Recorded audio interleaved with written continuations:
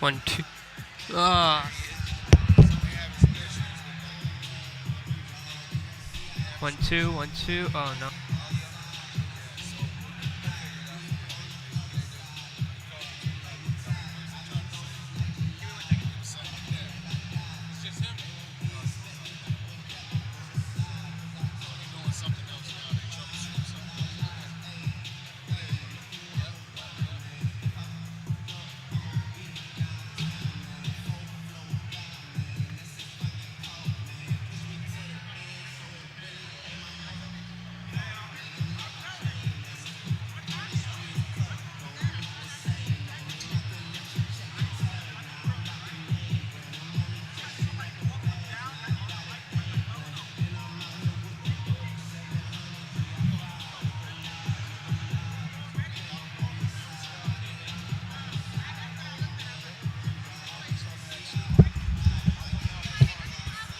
One, two, 1, 2.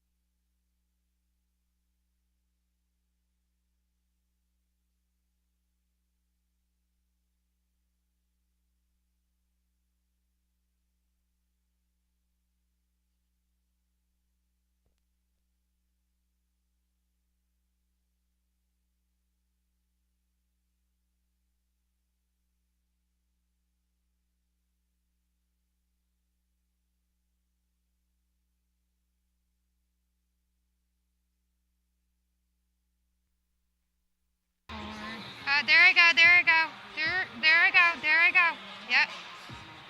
There I go. It's good, it's good, it's good. It's good.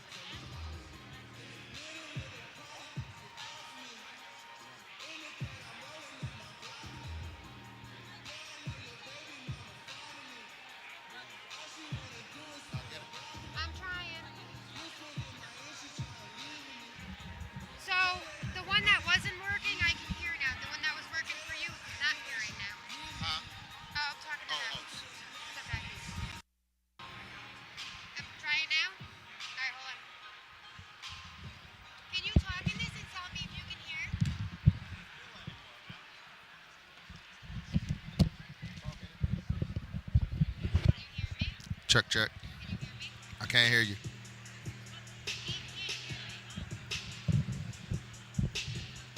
I can hear him. You can hear me? I can't hear you.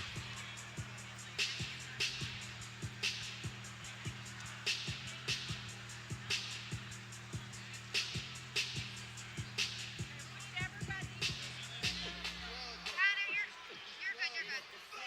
You can go back up. He's helping.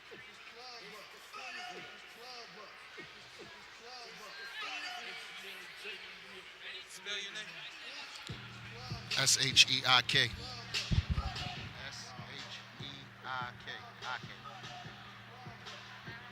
Last name? I'm right. Is it Goldston?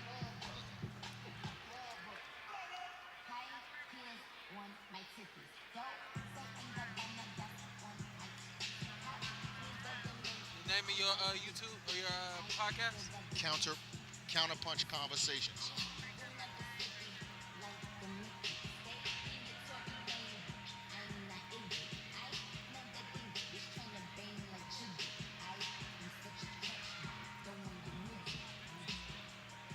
YouTube?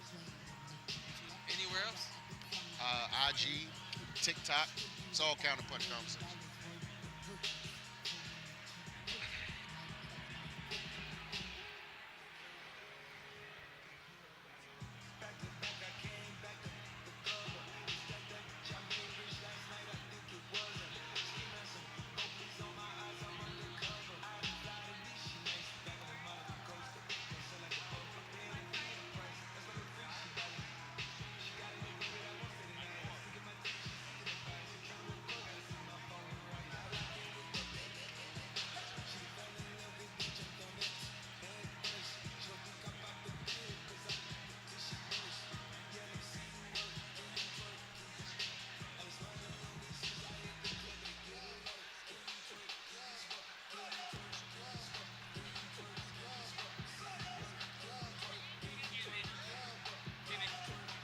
I don't know who set this up.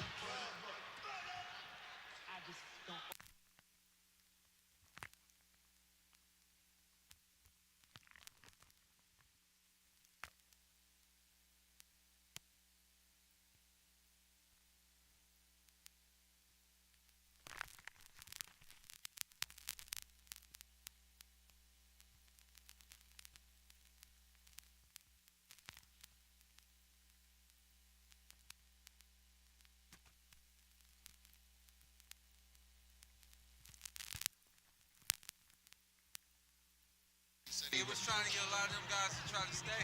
Well, I think he missed weight Hello, at hello, Nationals. hello. I can hear you now. Okay. He missed weight at Nationals. And he just said, I'm turning pro. Now, you can hear the miking out just for some reason. On that side. I mean, I got everybody on there. See that? Brian Norman, Yeah. Wally Moses. You want to put that on, see if that. Can you hear me? I got you. Yep, we good. Perfect. I think they're getting ready to start the amateur show. We're doing it on your we're going live on your podcast. We're live already? Oh, Yeah. now?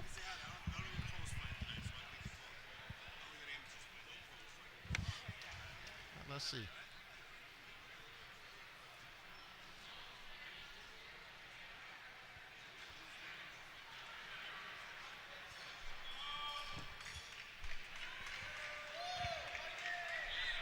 Good evening, ladies and gentlemen. Welcome to Amateur Olympic Style Boxing. This evening we have 6 amateur bouts scheduled. These bouts are sponsored by Hills Boxing Club out of Albany, New York, and are sanctioned by USA Boxing under the direction of Brenagh, chairman of the Alabany Association. Our chief of officials tonight is Sue Winslow. I need some water, man.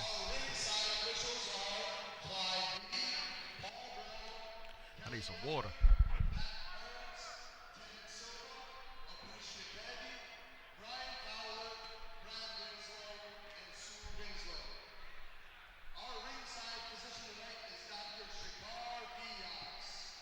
Now, ladies and gentlemen, please rise, take off your hats, and pay tribute to our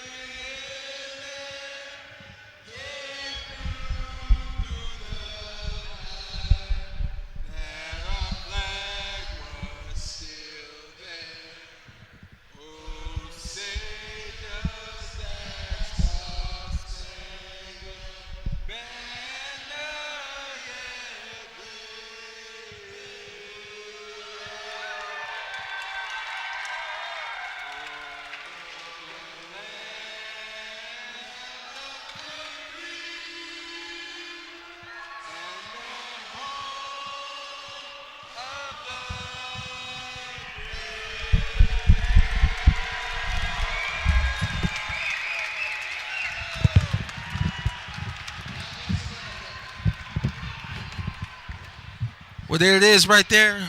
Oh, my light over there. Can you guys hear me over? Oh, you guys can hear me over the whole room, huh?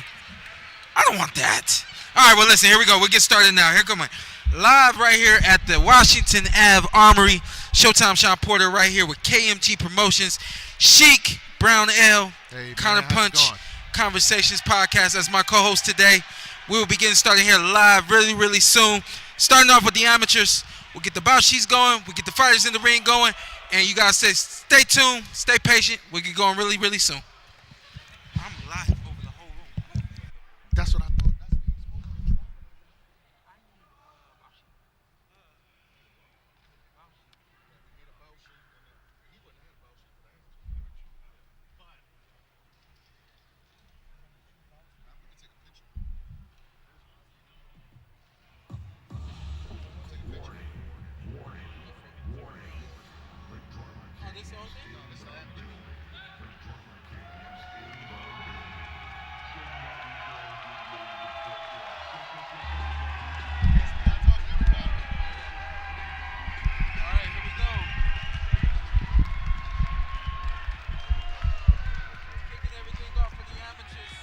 Starting the night off is Connor Neal, age 31. This is the 203-plus pound division. Big boys. I believe both of these guys are making their debuts. We have 0-0 against 0-0 tonight. Should be interesting to have a novice bout. The big guys starting us off tonight. And these will be 1.5 minute rounds for these older gentlemen, so shall we say. Big boys. And over here in the blue corner, we have Benson Taveras, also from the city of Albany. He is 37 years old. This is the 203-pound division again. And this is the Masters division, just in case you're wondering. How are these guys so old still wearing headgear? Well, I don't think this is Masters because this guy is 31. So this would be an elite novice. This will be an elite novice because he's only 31. So either way, should be an interesting bout to see these big guys go at it. Always interesting when you got 0-0 against 0-0. Yes. Expect a lot of chucking, throwing their hands. And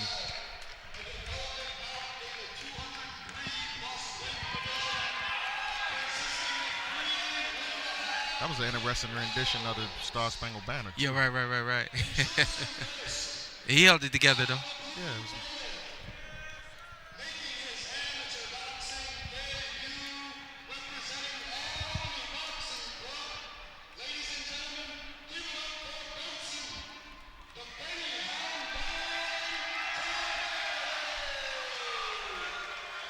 I think this is I don't see.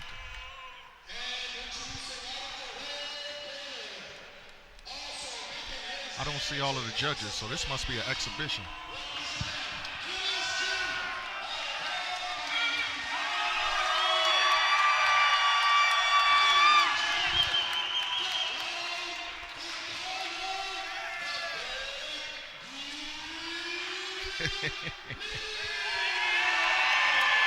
Connor Neal was an interesting guy. Look at the big deal. Connor Neal should be. I hope he can fight, man, because he's very animated. This is one of Tyshawn's. This is one of the hitters. So let's see how this goes. Should be interesting. Ty's a good coach. Uh-oh. All right. Benson coming straight out with his jab.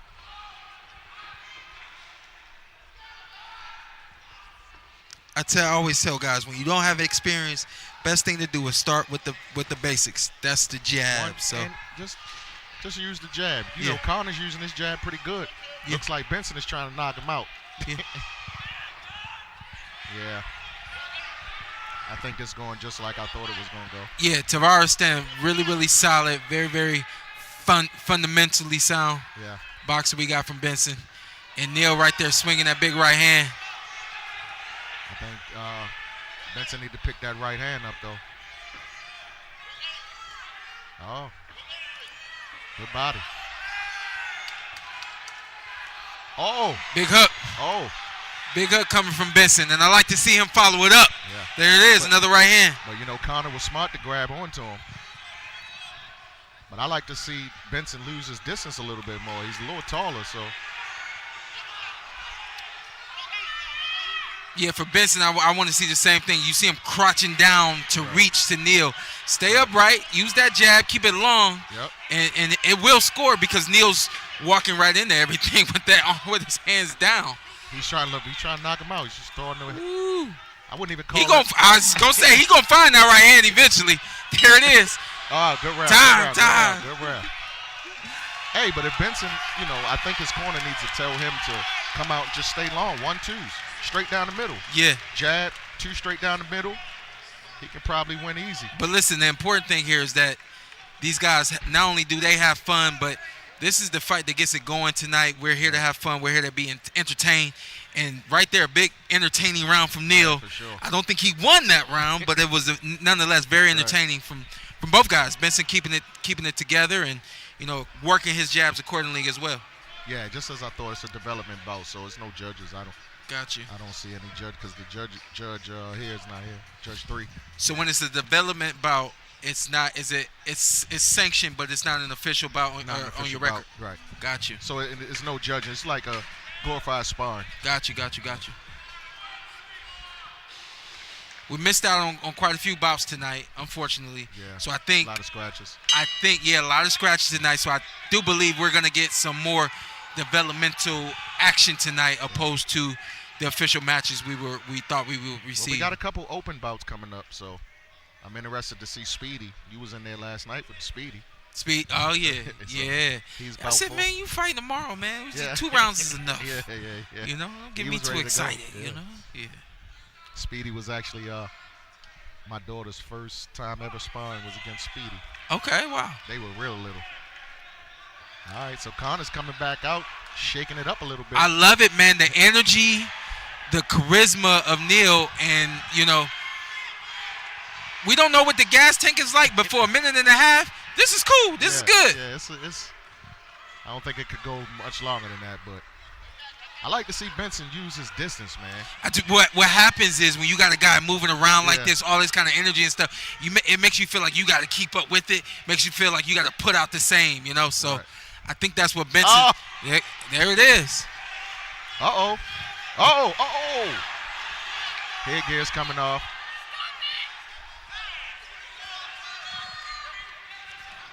Benson out there knocking off headgears. Yeah, that was. All right, so. Brother Tashawn got to tighten that thing up. I don't think Benson looks a little tired, but he's ready to go. You hear the crowd, they're yelling, Benson, he's tired.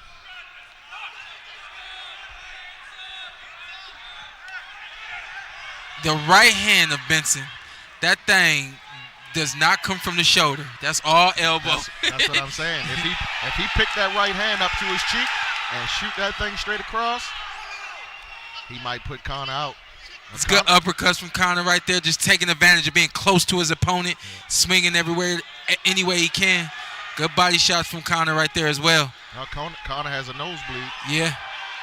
Up. 10-second clap there. Both of these guys are trying to get Good body work coming from Neal. Good body work coming from Neal. Then bringing it back to the top. He missed it. Good right hand. Strong. Was there any fights canceled? Yeah. Quite a few. Do you guys have a sheet that Goldston was fighting? Well, we got this is the amateur one. This is the amateur. That's who I have for everybody that's fighting. That's all I was given. I thought I turned it on.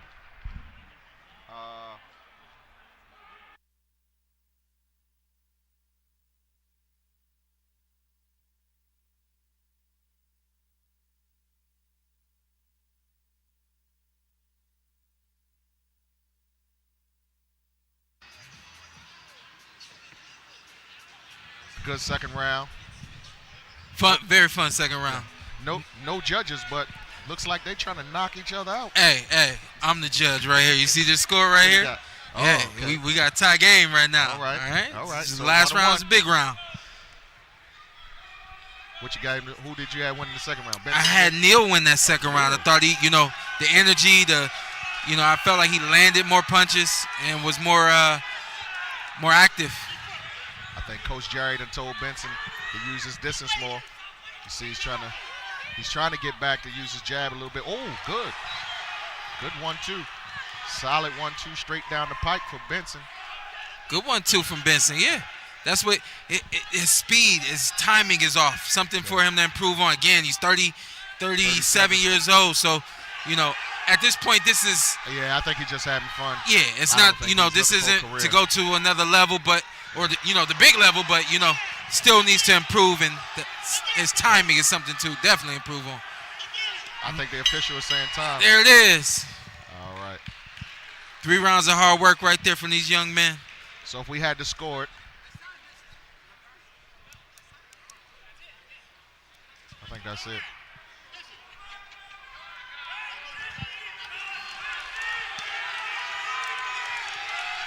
All right, what are we doing here? Are we done?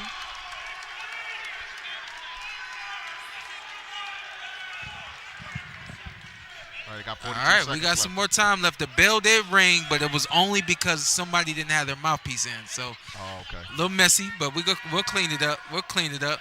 Yeah, Benson trying to end this strong. Benson right back to the middle of the ring, keeping his distance. I actually think Benson would be all right. Yeah.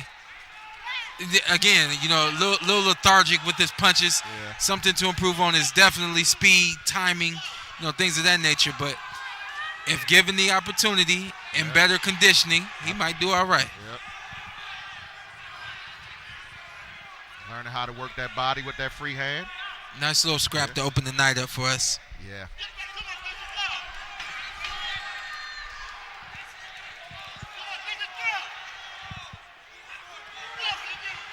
Oh, good 1-2. That was a fast 1-2 right there coming from Benson to end the round. There it is. Straight with the fundamentals. All right. Coach Jerry is in his corner, so you know he's giving him good sound advice. All right, there it is. That's officially the end of this development bout between Conor Neal, 31-year-old, 203-plus pounder, against Benson Taveras, 37-year-old, 203-plus pounder. Right here, both these guys, no fights. This is a developmental fight, which means there's no judges judging this match. There it is.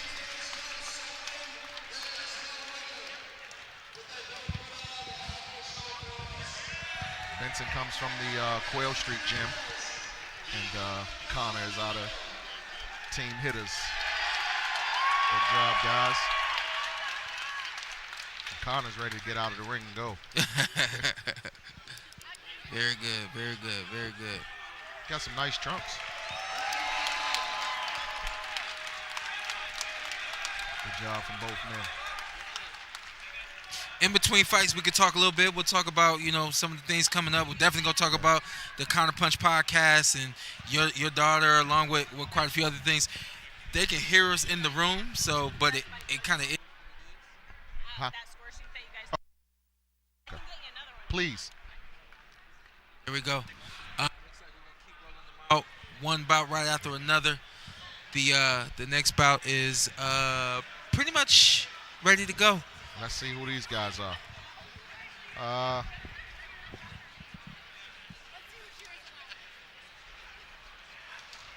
Next guy's coming up. This is Farquhar Dorsey.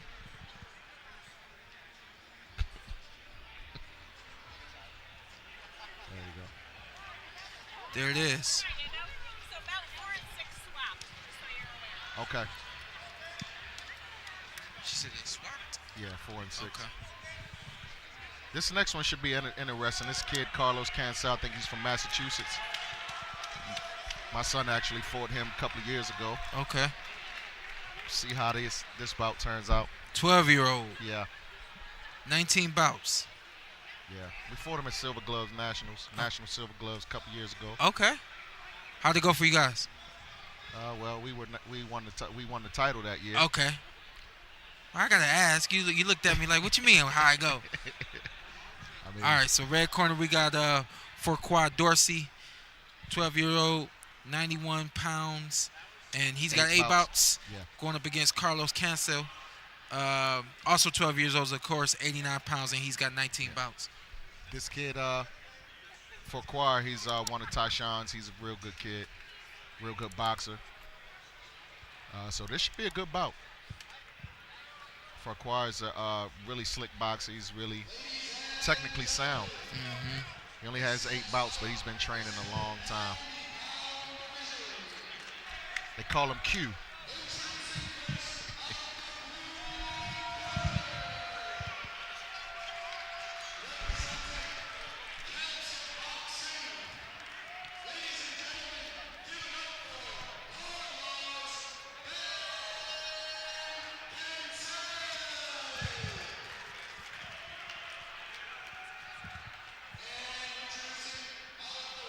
Interesting face-off.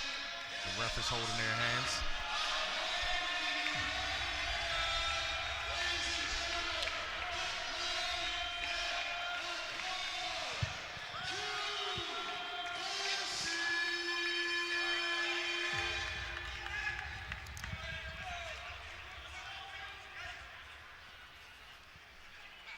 Oh, Carlos coming out with the... He's ready to go. That was a strong... He looks very hyped up. Yeah. In his sprinter stance, is he going to run across the ring? I think so. Uh-oh. Did he do that to get y'all? I don't remember. I don't think he did. All right. Okay, we got a southpaw orthodox fighter. All right, let's go. Let's see. Another 1.5 minute. Oh! Oh! Nice overhand by Farquhar. Nice right hand. That was a clean shot. No feet twisted up, anything like that. It was a clean knockdown.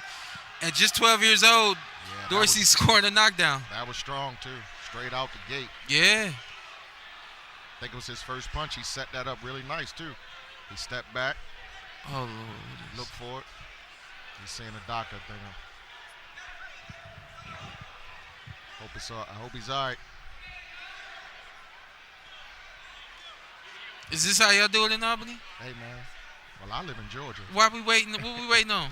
I live in Georgia. So Okay. Yeah, that's your disclaimer, huh? in Georgia, we wouldn't. The doctor wouldn't have came in. We wouldn't. Yeah, well, this is... Unless it was some blood, doctor wouldn't have came in. All respect, but this is 90 pounds. Let's roll. Let's keep it going. Let's get to it. He's fine. Right. I appreciate the concern, but he's fine. This is the sporty show. Yeah. Come on, ref. He's good. Let's let him go. Q with the strong right hand. Strong right overhand. Yeah, I ain't trying to discredit Q. I mean, that was a nice punch, and it landed clean. Let's see what goes on now. Okay. All right, back to the Carlos, action. Straight back out with his jab. Q is looking for something else to set up. Measuring him out. Measuring him. It's good boxing from Dorsey. Good movement from Dorsey. Told you he's slick. Yeah. Smart. Almost a little pro style already. Yeah. A lot of activity from Cancel. I like to see him step in with these punches, some of these punches.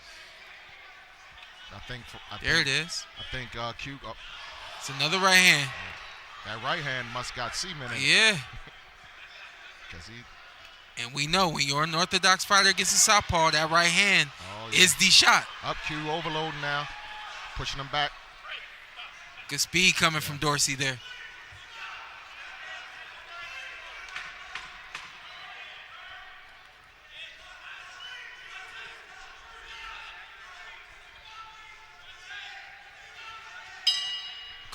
Good work to end the round. Well, I think Carlos's corner needs to make some adjustments on that right hand that Farquhar is throwing. Man, I tell you what, 12 years old, you got a minute and a half. You know, like, do you truly make an adjustment on the right hand, or do you just keep going? You know. Well, I mean, Carlos's corner needs to make an adjustment because every time Red throws that overhand, he catches him and it knocks him down. What's the adjustment you would make? Well, I mean, I probably would if that right hand keeps coming like that, I probably would try to use a lot of feints to get him to throw it. There you go. Back. I would tell him to feint more, make him throw it, pull back, catch him with my own his left hand. So I like to talk about adjustments based on what I believe you have the ability to do. Right. He's a high energy kind of kid, so sitting down and feigning and waiting on something probably ain't in his makeup. So what I would say is, as you're jabbing, stepping in and moving to your right, it's moving him out of the out of the sight of that right hand. As we see him just did right there, you see him kind of moving and circling to his right with his punches. Yeah, that works too, but definitely he's right now, he's moving to the right side, which he should be doing. He should definitely keep moving to the right side, stay out of that power. Because I believe the 3 times that he got caught with that right hand, he was walking right into his power. And that's why you see the settle down now. You know, we don't see him rushing in so much for the punches. A little more tactical now at this point from Cancel. Yeah, it looks like his corner made a little adjustment, but you see he just stepped to the left and he moved back. And then the roll off of that right hand as well. Yes, sir. His corner must have told him you're moving into his power. Yes, sir. So that was good for the coaches. Good dip right there. Good counter coming from Cancel. Much better round for Cancel. Yes, much better. He might even win the round. Like a head clash right there at the end of that combination. I like to see him jab a little bit more while he's moving to the right.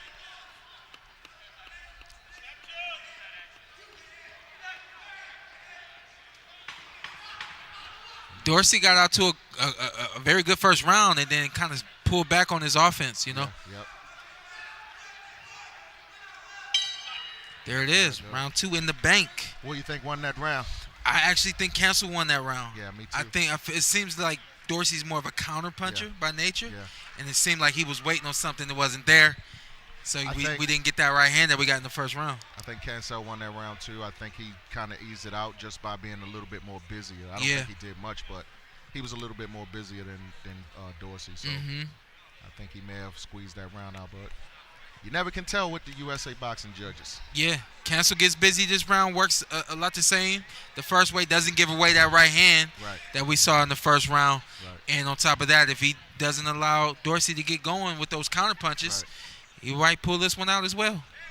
Well, let's see. What do they do in the amateurs for the draws? Do they go around the ring again or no? No draws, no, because it's a 10-9 must. So it's so him being knocked down in that first round isn't a 10-8 round? No. Oh, well, okay. Well, it could. Well, so with the knockdown, they do take a point away. But it won't be. It won't end up being a draw. Look, the Cancel, he's ready for that right hand now. He's getting out there every right hand that comes from Dorsey. And he's scrappy. Yeah. And look at this. Dorsey knows I got to step up this round. Look at this. More offense coming from Dorsey. Yeah, this round is going to determine it. Good uppercut. Good try on the uppercut from Dorsey. Yeah, I think he was countered with the hook from Cancel.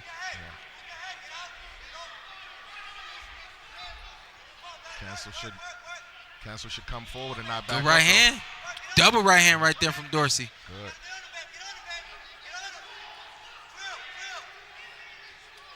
There go that right hand again.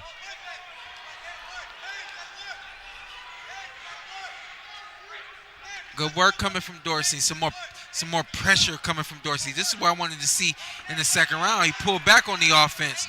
He lets it go and it lands. Tried the uppercut again. I think he missed that one too. Yeah, I think he's pulling this round out. Cancel is backing up a lot in this round. Doing more backing up than coming forward. And that's a big thing now in the amateur system, right? The aggression is kind of looked at as, you know. And that's really bad because it should be active aggression. Yeah. Just because you're aggressive don't I mean agree. you're winning. I agree. So, but we get active aggression from Dorsey. Yeah. Big right hands from Dorsey to end this round. I think Cancel kind of slowed down now. Time. I think Dorsey pulled it out. I do. I believe he did. But we got to see what the judges say. It's always hard with the judges when you leave it. This is my disclaimer. I'm a terrible judge. Really? But I always score the fights. But I mean, like, does this make sense to you? 10-9. You got 10-9. What? This the second round? This is the first round. Second round. 10-8.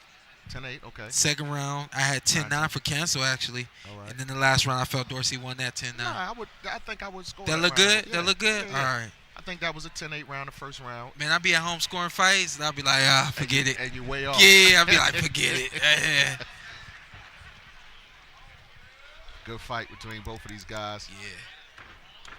I'm going to keep saying this, man. KMG Promotions, this is the Diamonds in the Rough Pro-Am show. This is a great opportunity for the young kid, 12 years old, to be on a Pro-Am card, showcasing their skills. Great Showtime, opportunity Shawn for them. Porter calling their fight. All right, let's see what the judges said.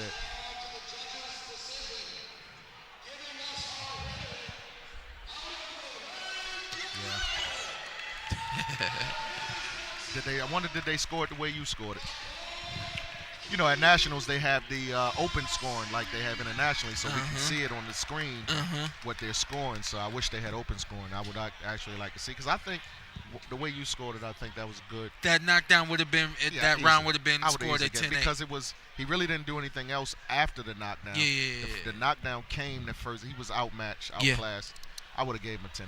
That would have been a 10-8 to me. You know, 10-8, 8 in the amateurs just means clear winner. So I don't know why really you don't see more 8s in the amateurs, because it just means clear winner. 9 means close fight. That's really? Yeah. 7 means so you see a lot of 8. You do see a lot of 8s, or you don't see a lot of 8s. Yeah. A 7 means you was dominated. 8 means clear winner, and the 9 means it was close. You know, close round. I'm assuming your daughter gets a lot of 10-8 rounds. Actually, nah, because they, you know, cause here we go talking about again the active aggression, right? Yeah. She's got a really slick style. Judges at these USA boxing judges, they like to see aggression. Even at that level, even at the elite level, they like to see people coming forward. They like the Mexican styles. Sort of like your style. They like your style. And people always say, I had a Mexican style. I said, I'm from Cleveland, okay? I had a Cleveland style. But I've always loved your style. Yeah. I love your style. But it was always aggressive, but it was slick, too. Akai or K? That's my nephew. Yep. Kai.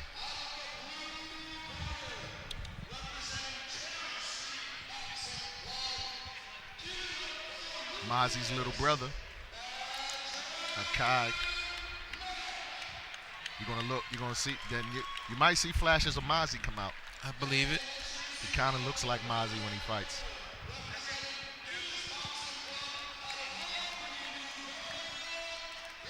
Akai Goldston. Akai got started a little bit late in boxing. He didn't want to box in the beginning, so he got started a little late, but I love how this kid is 14 years old, and you talking about he started late. And he's sharp. When did he start? He's only got maybe 4 bouts now, 4 or 5 bouts. Yeah. And right here we have him at 4 bouts. Yeah. So he started maybe a year ago. And he's sharp. Look, watch him. Sharp. Little flashes of Mazzie. Southpaw. You know that runs in the family. Both these kids pretty strong. Look at that hook coming from Goldston. Oh, yeah. Nice guard. Nice high guard. Catch the shots. Shooting straight off the guard. Just aggressive. Coming forward. Means business. This kid can whip it. I like how he catches that guard. Oh, look at that. Nice 1-2 from Mack, and then he rolled and came with a counter. Yeah. It's good work. How many fights does Mack have? 13 or 5? Yes, 5. So let me ask you this about Goldston. Even though he didn't box, did he train with your kids, with his brother and stuff? Well, I think right before he started boxing, he started training. He would come to the gym and train a little bit, and then he got really interested and he started training really hard. Well, we're getting something from Goldston that we don't see often from southpaws. He's an aggressive southpaw. Right, this is something you don't see often. And I like how he keeps his hands up when he comes in. He doesn't have that hand down. You know, a lot of kids like to have that hand down when they come forward. Like to be flashy. I just saw the jab from him. That's something that's really, really important in the amateur. It's important in boxing in general, but super, super important for amateur boxing. see a lot more hooks and power punches coming from Goldston. It's interesting that you say that too, because I can't tell you how much I. Good timing right there on the right hand from Mack. Mack maneuvering his way around this ring too, holding his own. The thing about it though, when Mack, once he gets a shot in, he had to stay Straight busy. left. Wow. Good round. Up. Little intimidation. That's Getting inside his head. family energy right there, right? Yeah, I think so. I think I see that's family energy right there. I think so. Because it's nothing wrong with a little intimidation. No, absolutely it's not. psychological. Yeah. Got to get in your opponent's head. Yeah. Yeah. But I mean, the mean mug at the end wasn't really necessary, was it? I don't think it was necessary, but I bet you it probably helped. I'm impressed with both these guys. Yeah, me too. Again, Goldston being a southpaw who was more aggressive than anything, something you don't see very often at all. Right. I like to see more jabs from him, but he's not afraid to put together the hooks Right. from both sides. Right. And he found timing with that straight left. And then Mack on the other side, able to move, use the ring, work his punches when he could. And the right hands, a lot of aggression coming from Goldston, helping him win that first round. I would like to see more body shots with both of them. Nobody's throwing any body, and that's the thing with the amateurs. A lot of times you see them headhunt a lot. They want to. Kind of a lost art in the amateur system, right? I would like to see them both though. I think Akai, if he threw more body shots, the way he's being aggressive, he touched the body a little bit more, he'll open up those shots he's looking for. He's coming out with the wide stance. He's throwing that jab you're looking for. Yeah, I noticed the wide stance too. Straight left coming from him, and then back to the aggression. You see, he's not touching the body. Yeah. He's going straight up top, but the body is wide open. Yeah. I mean, he's 12 years old. I didn't learn until I was in my late 20s. Goddamn, that the body that takes care of what's going on up top. Good body work coming from Mack there. Yeah. Good hustle with the hands right there from Mack. Look at the muscles on Akai. Strong muscles. Did you say he was 12? He's 14. Is he 14? Yeah, Kai is 14. He would be a big 12-year-old. Well, he's 14. Mack is 13, so excuse me. I like to see the body. It's funny when I get in situations like this when I'm either judging. Sometimes I ref or commentating. I always want to coach. And I gotta remember that I don't have my coach's hat on. I promise you something y'all haven't heard or seen from me on TV. I will take my headset off and yell coaching. at the guy in the ring. Yeah. I gotta catch myself a lot of times. I want to start coaching. Listen, man, when a fight is one-sided and you know what this dude should be doing, right. you gotta let it out. Yeah. Well, I see Mack going to the body a little bit more. He got a nice. Nice 1-2 right there from Mack too. That kind of stopped Goldston in his tracks. Yeah. Hopefully, guys slowing down in the end of this Akai's round. in his zone though. He's, when you see somebody getting flashy like that, they're in their zone. It's hard to get them out of it at that point once they get their momentum. Look at him dancing a little bit. See Mack going to that body. Good 1-2 in the follow-up right there with the hook from Goldston in that round. And you got to protect that body because Mack is going to the body a lot. Once that body, I don't care who you are, you take enough shots in that midsection, or what they call the bread basket. Look at Coach Ty looking over at the corner, upper corner. Good fight, good scrap between these guys.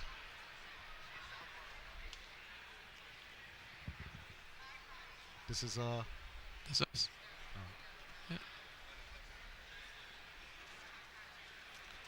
Let's see what some of the armchair quarterbacks are saying.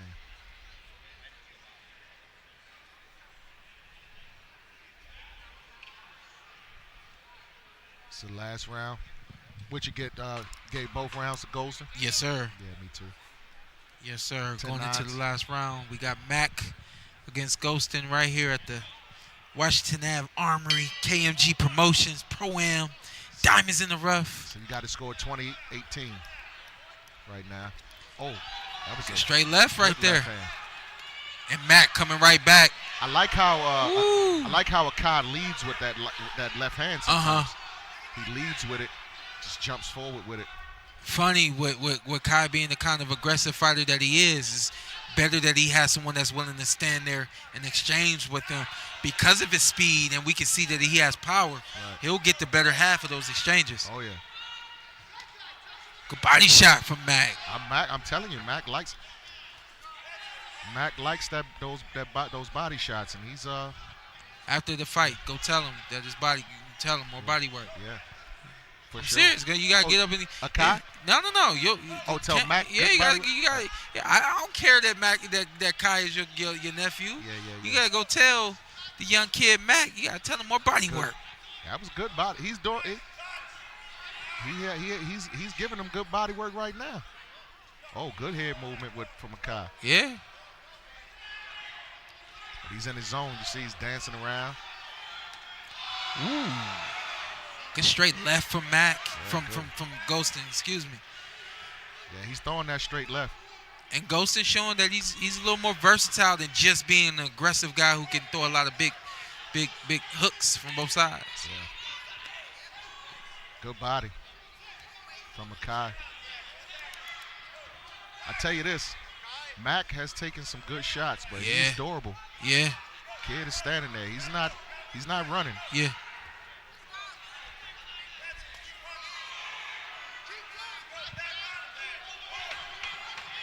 Ten-second clap. End of the last round for these guys. Good uppercut coming from Mouthpiece. Mouthpiece guard.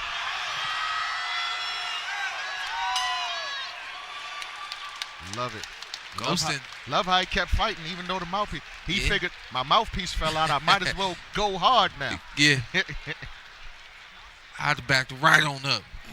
My mouthpiece. I need my mouthpiece. Mouthpiece came out. He went stronger. He said, not I. Yeah, I got to finish this.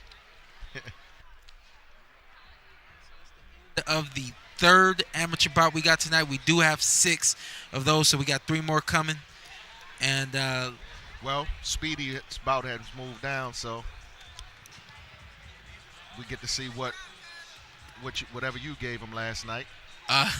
Yeah. I'm sure he took some of that what you gave him and utilize it today. Listen, though, to put a cap on this fight right here, man, I tell you, both these guys showed me a lot. Max showed me the grit, the fight, the want to win, the want to compete. And then on the other side, there, Goldston showed that he's not only strong, but he can move a little bit. He's got some speed as well. So showed you that he's Mazzie's little brother. Yes, sir. Yes, sir. Bright future for both these young men. But Mack is a scrapper. Absolutely. Is he Irish? Irish kids. Mack. Ladies and gentlemen, after 3 very exciting rounds, this Good fight, contest good has fight. gone to the judges' decision, giving us our winner out of the red corner. Good fight. The boogeyman, I don't think it was Goldstone. I don't think it was any question that Akai won, but I think Mack has a strong future. I think he keep working. How many fights he had? 5 fights. He keeps working. I think he's going to be really good. Oh, He's wow. very scrappy. Just 5 fights to be in the ring. I know Goldston only had 4 fights. I right. get it, but he has pedigree behind him. Oh, yeah. You know, so he's going to be on a faster learning curve Right. than Goldston. So I mean, very impressive boxing match for both those kids. Right. And you know he works with Mazzie a lot. You know Mazzie beats him up. Say again? Say you know Mazzie beats him up and gets him ready. So should be an interesting bout here. These guys, are these guys open? Yeah, this is an open bout. All right, this is when things get a little more serious. Well, this is it's open. Yeah, 16. This is an open bout. This should be good. This should be a good one. Get to see a little bit of boxing. Blue corner, Jorge Delgado Jr. No, that's not. Right here. Okay. Barzolo.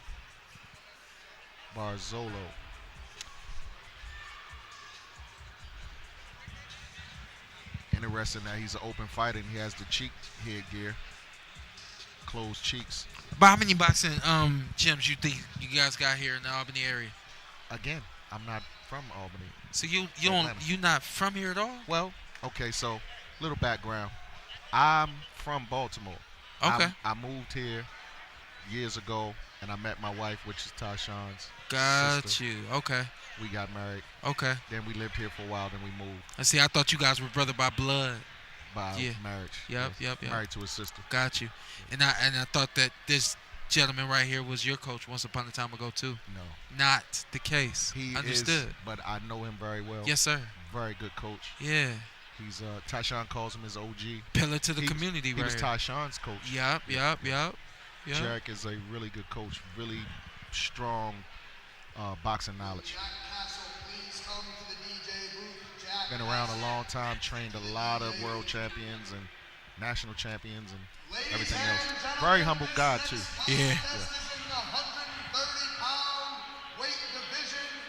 Introducing first out of the blue corner, representing Albany Boxing Club. Make some noise for Yohan Alexander Barzolo. Should be a good bout. And introducing Joel's out of the red corner, representing Cook Elite Boxing. Joel Sanchez is warming up Some noise like he knows something. Which should be good. Coach Lee over there in this corner is from Newburgh. So we got two 16-year-olds in the ring, 130-pound division. Yes, Sanchez with 5 fights, and this guy's open. and this guy is open. What does So, that mean? Well, Sanchez must be good if they put him in there with an open fighter. Absolutely, yeah. Sanchez only has 5. You know, nowadays a novice boxer can fight an open fighter. I Years think I ago, they sparred couldn't. with Sanchez yesterday. Oh, Did I spar with him? there's my wife and children there. I don't care. Oh, my bad. Nah, I'm messing with you. I I'm thought- messing with you. What's up, y'all? They don't see you. Tell your mother. All right, here we go. All right. Lots of feints from Barzolo, which means he's trying to get him to counter. This is kind of what I was talking about earlier. You get a little bit more time to set things up. 2-minute rounds now Yeah. from these guys. A little more time to set things up. A little more time to look and exchange and look at the feints and the possibilities that you can create with the movement, Yeah. especially that of Sanchez. Well, Sanchez. It's a good right hand from Sanchez. Sanchez kind of fighting off his back foot. Good Counter catch. check hook from Sanchez. Good work coming from Barzolo. And Barzolo is an open fighter, so kind of cutting the ring good. He's cutting the ring, using his jab good. The other thing too is it was crunch time. We got to make some bouts tonight, Oh. So that may have been what this came from too. Yeah. But I mean, I much respect to Coach Lee and the team for taking a Absolutely. fight with a kid that's open. I mean, open is 10 or more, so a lot of times you don't see coaches that'll take fights with these guys when they open like this. So Man, listen. I was 15 years old. My dad was putting me in the ring with 180-pound men that was 35 just to make the fight happen, Yep. But Yep. at that point, I was ready for it. Good hook coming right there from Sanchez. I mean, my motto is always trust the training. Yes, sir. We know what we putting in the ring. Yeah. Go ahead, let's go. That's good boxing from Sanchez. I like the aggression and the straightforward. I like to see him come forward a little more. He's Yeah. fighting on his back foot a little too much for me, but Good right hand counter from Sanchez in Yeah. that round. it was good. So I think Blue won though. that was a tough competitive round to score, right? Yeah, I think Blue pulled that one out. All right. 10-9 round. I'll roll with you. Yeah.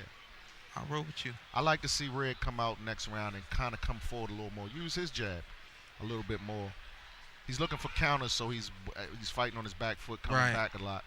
So he's looking to counter a lot more. He's looking to catch shots and counter, but I like to see him come forward a little more because that's not working for him too much. So let's see if his corner makes that adjustment. So then the question becomes, coming forward, we know that the jab is going to have to be in front, Got to use that. but then on the back end of the jab, that right hand or that hook, does he have the power, the sting Right. to prevent, stop even Barzolo question.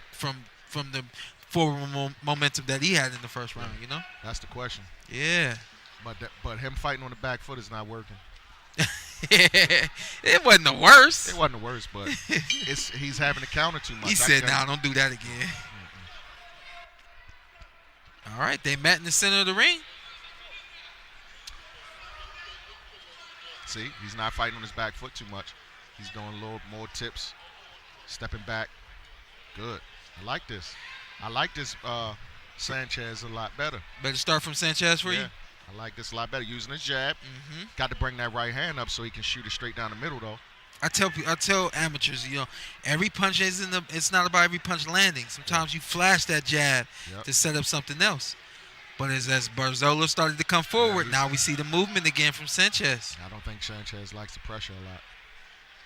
He don't like the pressure. He's back on his back foot again. He's not stepping with those jabs. Yeah. So, again, you can flash him, but at some point you got to step into it. He doesn't step into anything against Barzolo. Barzolo's going to do just what he's doing. He's going to start going after him. He started out the round strong with his jab. He was using a lot of tips, pulling back a little bit. That was jabs, right? Yeah. That was a dangerous angle he just took there. Yeah. He turned on it, showing flashes of good boxing from Sanchez. Yeah. Seems like he has a pretty good understanding of range and distance. This is a good bout, man. I really like this. Oh, glad he connected on that overhand. That would have been something. Good body I like the set. feints from both these guys. Sanchez looking for the body. Good body work. I can see why they put him in there with an open fighter. He's holding his own 100%. Yeah. This is a tough round to score. So after this round, you're going to have to explain to me what the open division is. Gotcha. It's a little different from what it was when I was around. So open, but good round for both of them, first of all. I think Red might have pulled that round out. What do you think? Yeah, look at my scorecard. Yeah. Yes, sir. I agree. I think he might have pulled that out. But open is just, they got 10 bouts or more. So once you get 10 bouts, you open.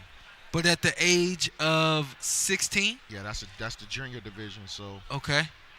But yeah, it's all the way across the board. Once you're at 10, you're open fighter. Well, let me real quick. When I was amateur, 17 and up was the open division. Right. So if you were 17 and had 10 fights or more, it was the open division. Different now.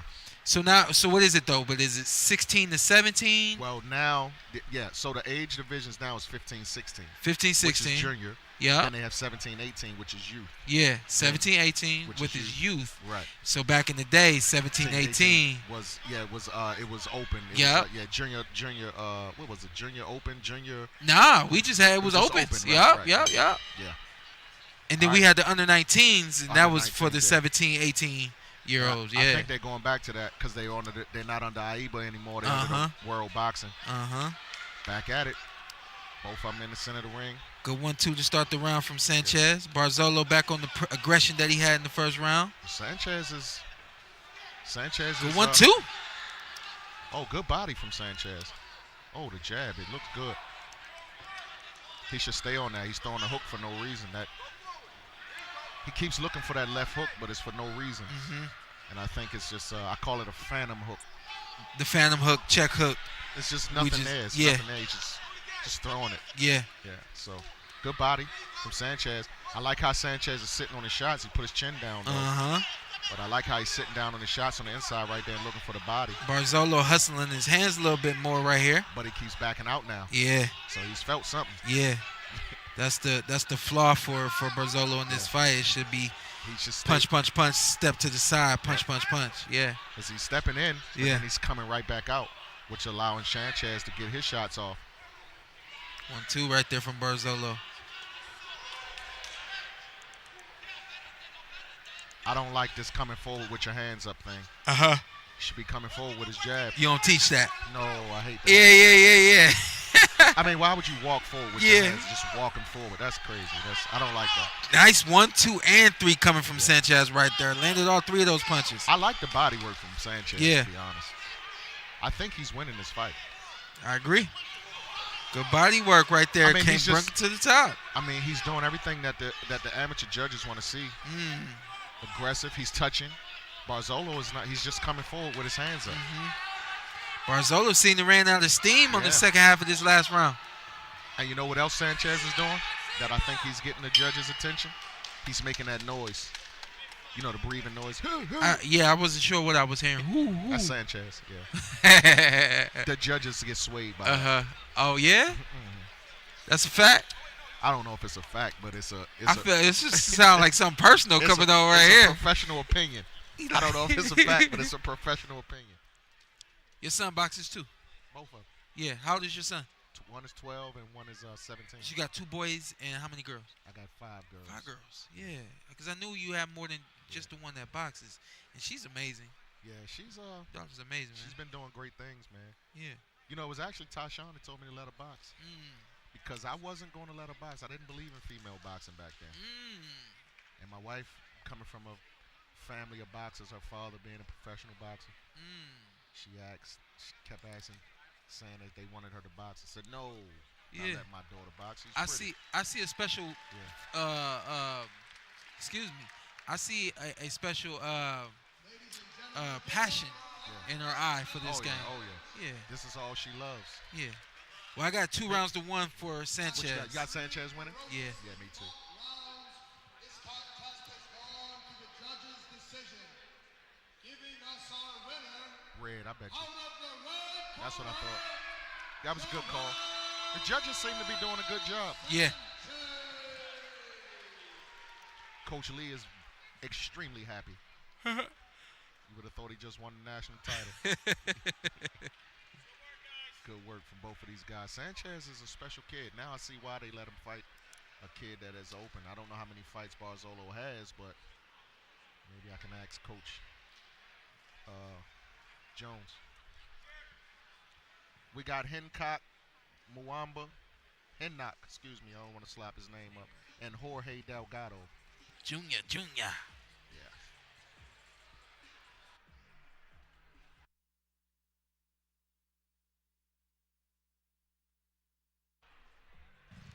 Well, when you're dealing with the amateurs, yes, the fights kind of fly by. We've had a couple of 1.5 minute round fights. That right there was a 2-minute round fight. I believe this one's a 3 minute round. This is going to be 3 minutes. Yeah, this is 3. The reason that this one was 2 minutes and they're 15, 16. So that was supposed to be 2 minutes. So 3 minutes is for youth. I thought it was because I thought they were elite and Sanchez was only had 5 bouts, so that's why it was 2 minutes. Gotcha. Because even with the older ones, that's supposed to be 3 minutes. If they're novice, they can go 2 minutes. Well, right here we got what most people watching the stream right now are used to. We got 3 3-minute rounds from a 26-year-old against a 28-year-old. Yes. Again, limited experience, but both of these guys are open. This is going to be amazing.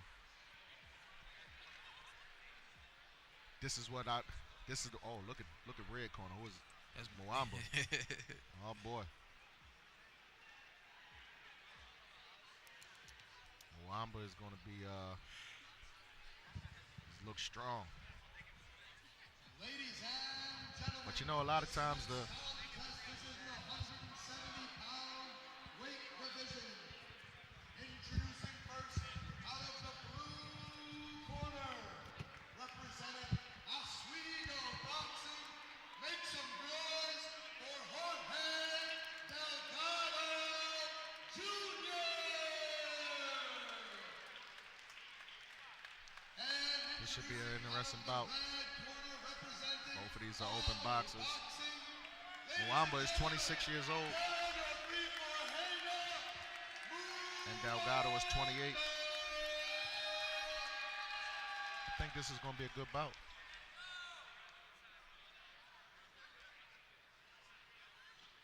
Mwamba looks strong, but a lot of muscles don't equate good with boxing. It looked like he in the ring with them old school Roy Jones on, but yeah, that's what those are. Oh no, but they're not. No, I think those are the titles. Okay, those are the new titles, huh? Yeah. Okay, I seen those the other day. Oh, good triple jab. Nice sharp hook coming from Delgado Jr. Yeah, Delgado got to get those hands up. I don't know who he think he is, but trying to calm down. You know, he's trying to keep it calm. Body stab from Mwamba. Follow up with the right hand right there. All right. Ooh, nice right hand landed from Delgado. Delgado needs to get off those ropes, get back to the middle.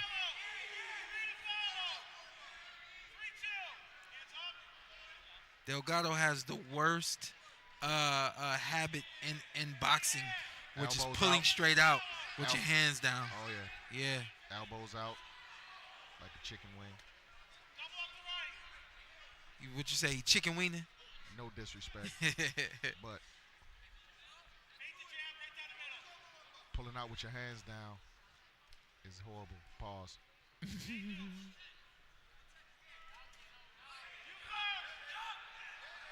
Mwamba looking for the knockout stoppage. One thing I can say about this show so far, every fight has been matched very, very well. Yes. This is another evenly matched fight. Good. You know, we saw that. I know you saw the build of Moambo, and you were like, oh man, look at those muscles, but you know, unable to really use them because he's got a Delgado that's really smothering them. You know. Well, that's what I said in the beginning. That muscles don't equate well in boxing. Sure. You know, because mine did. I think. Yeah, well. 2 right hands coming from Delgado right there. Then the return coming from Moabo.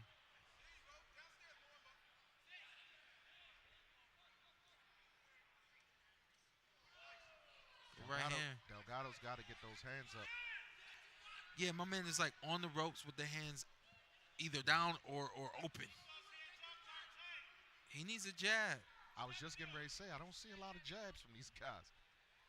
Both of them looking for a knockout. Hey, listen, when you say muscles don't equate well in boxing, usually when you got muscles, you ain't throwing a lot of jabs, you know? Yeah. Again, I was definitely the exception, but I started doing this thing when I was so young.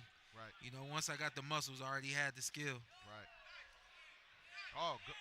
See, that's where he got to fill his space up and come back forward. Yeah. He stood there. Yeah.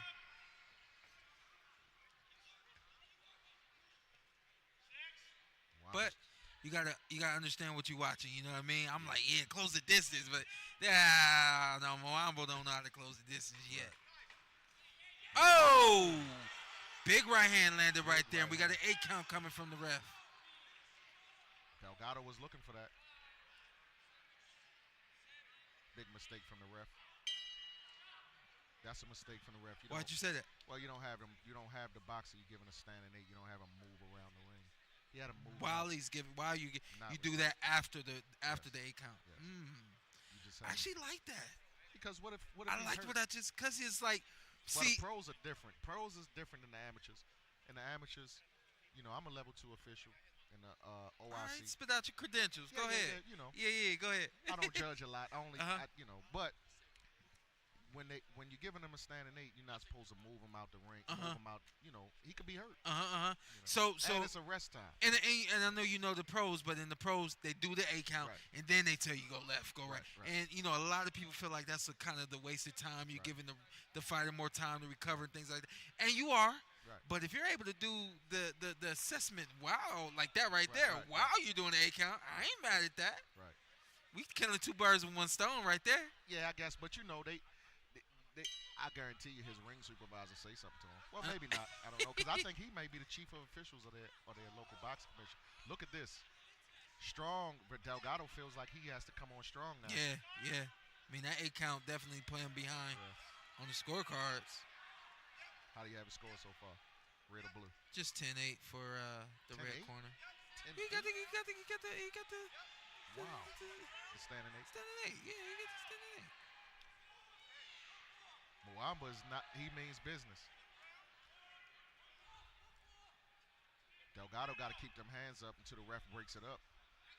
He has a habit of opening up when they in the clutch. He's expecting the ref to break it up. Yeah. He got to protect himself at all times. I'm sure the ref told him that in the beginning of the fight. Got to protect yourself at all times. Good right hand right there from Delgado. Mwamba is in his zone. He feels comfortable. He's backing up to the ropes. That's how comfortable he feels. Up, he switched to the southpaw stance.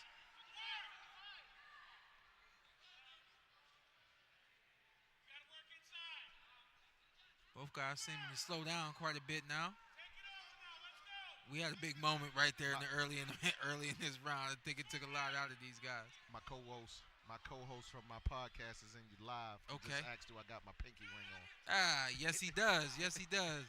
Shout out to the Counter Punch podcast. Counter Punch Conversations. Counter Punch Conversations podcast. Like and subscribe, YouTube. How often you guys doing shows? Often as we can. Good 1-2 right there from Delgado. Go ahead. We got to get you on. Yes. Gotta Yes, come please. talk to us. We'll do. Yeah. These guys are just coming forward, man, and just not a lot of jabs. And it all depends on what you like. You know, I know the boxing community likes a lot of action. We are getting that. But from a judging standpoint, it makes it hard to It judge makes it rounds very like hard this. to judge when you just got guys just coming forward with their head down. And these are open fighters, so. But styles make fights, because you can see both of them have different styles. I don't even think this is even one of their styles. It's just the style making the fight. I'm not sure what style either of these guys have. I can't, nice uppercut coming from Mambo, but I can't really say, what the identity of either of these guys are. Yeah. Outside of the heart that we're just looking at the way they're boxing. It looks like Delgado boxes more, and he's just been drawn into brawling. Well, he's handling that right now. Yeah. Oh. Mambo has really slowed down. Well, he just hit him with a big right hand. Mambo. Yeah. Look at that. Good one. Look at that. The end of that round, the hustle that Delgado Jr. had right there. Well, he felt like he needed to come back. He was able to get off, and it gave him confidence, and he kept going, and he benefited from it. No stool in the corner for He don't need it. That's what it looks like to me. We don't use a stool either. Okay. My daughter don't anyway. Nah. The boys do. But. Yeah. Shoot, I want to sit down. I know. That's what I told her. Yeah. But she don't like to use the stool. How'd you score that one? I got that round 10-9 for Delgado Jr., especially near the end of that round. It was a really hard round.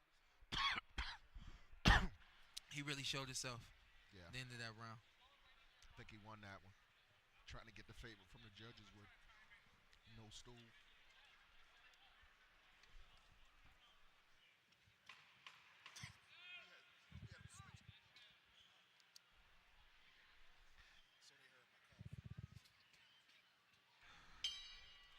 Here we go. Last round. Mambo versus Delgado Jr. Open division. See, Delgado is coming out boxing now. Water went down the wrong pipe and it's choking me.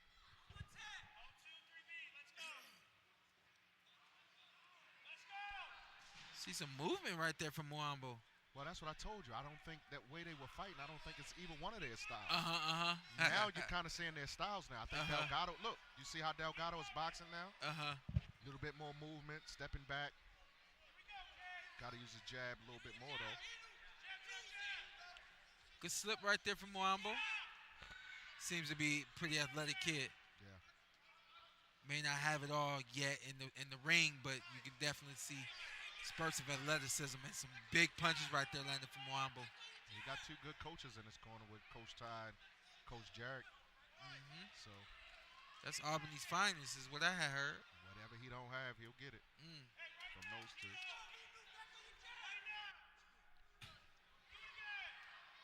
I think Delgado is pulling this one out.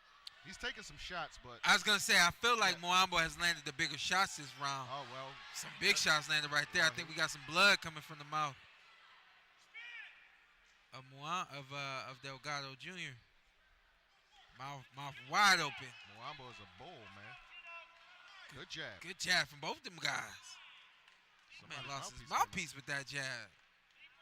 Sheesh. This is a no-no right here what Delgado is doing. What he doing? Got his arms on the ropes, resting. He cooling. Let him cool out for a minute. That's a no-no. Yeah. You're telling your opponent something, and you're also telling the judges something.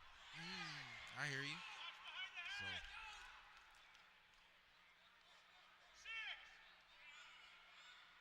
Tell him, let me cool out for a second before I come back on you. He's tied. He's saying, oh, good shot. Nice right hand, right hook coming from Muabo. Looked like they just throwing hands, though. The jabs right there. These boys are just... Yeah. Typically the amateurs don't feel... last night when you gave the speech and you talked about how everything breaks down and you lock up. Yeah. Typically, the headgear came off. Typically, the amateurs don't feel like that, but after this one, they might feel like that. Yeah, they're going to be a little sore, huh? Delgado said, let's go without it. I don't think he's ready for that yet. Yeah. You guys still using Sting at the Nationals and stuff? I hate Sting. You don't like? Yeah, shouldn't I say hear that. you. I hear you. I hear you. I love Sting. But yeah, we use it. That's all we use anyway. It's, it's the best still that's out there. But I got There we go. with it. Oh, Probably gonna get a big ending to this fight this round here. Muambo in the red corner, Delgado Jr. in the blue corner. Both these guys have really gone toe to toe practically every round. I think they just want to stand in front of each other at this point. Delgado comes out, walks straight into a right hand from Muambo. –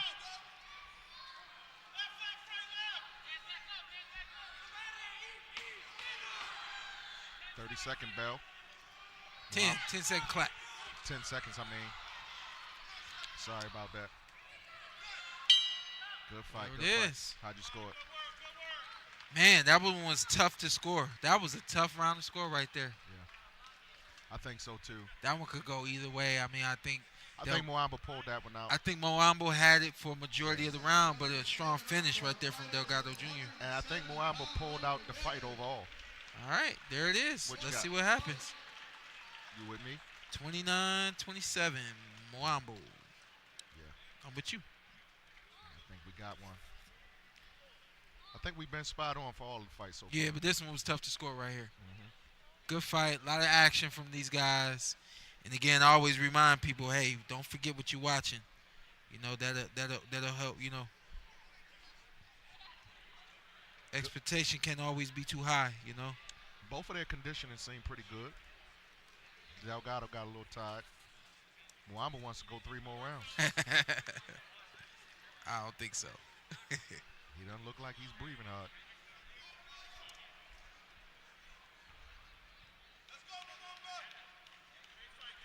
Yeah, I think red corner pulled that out.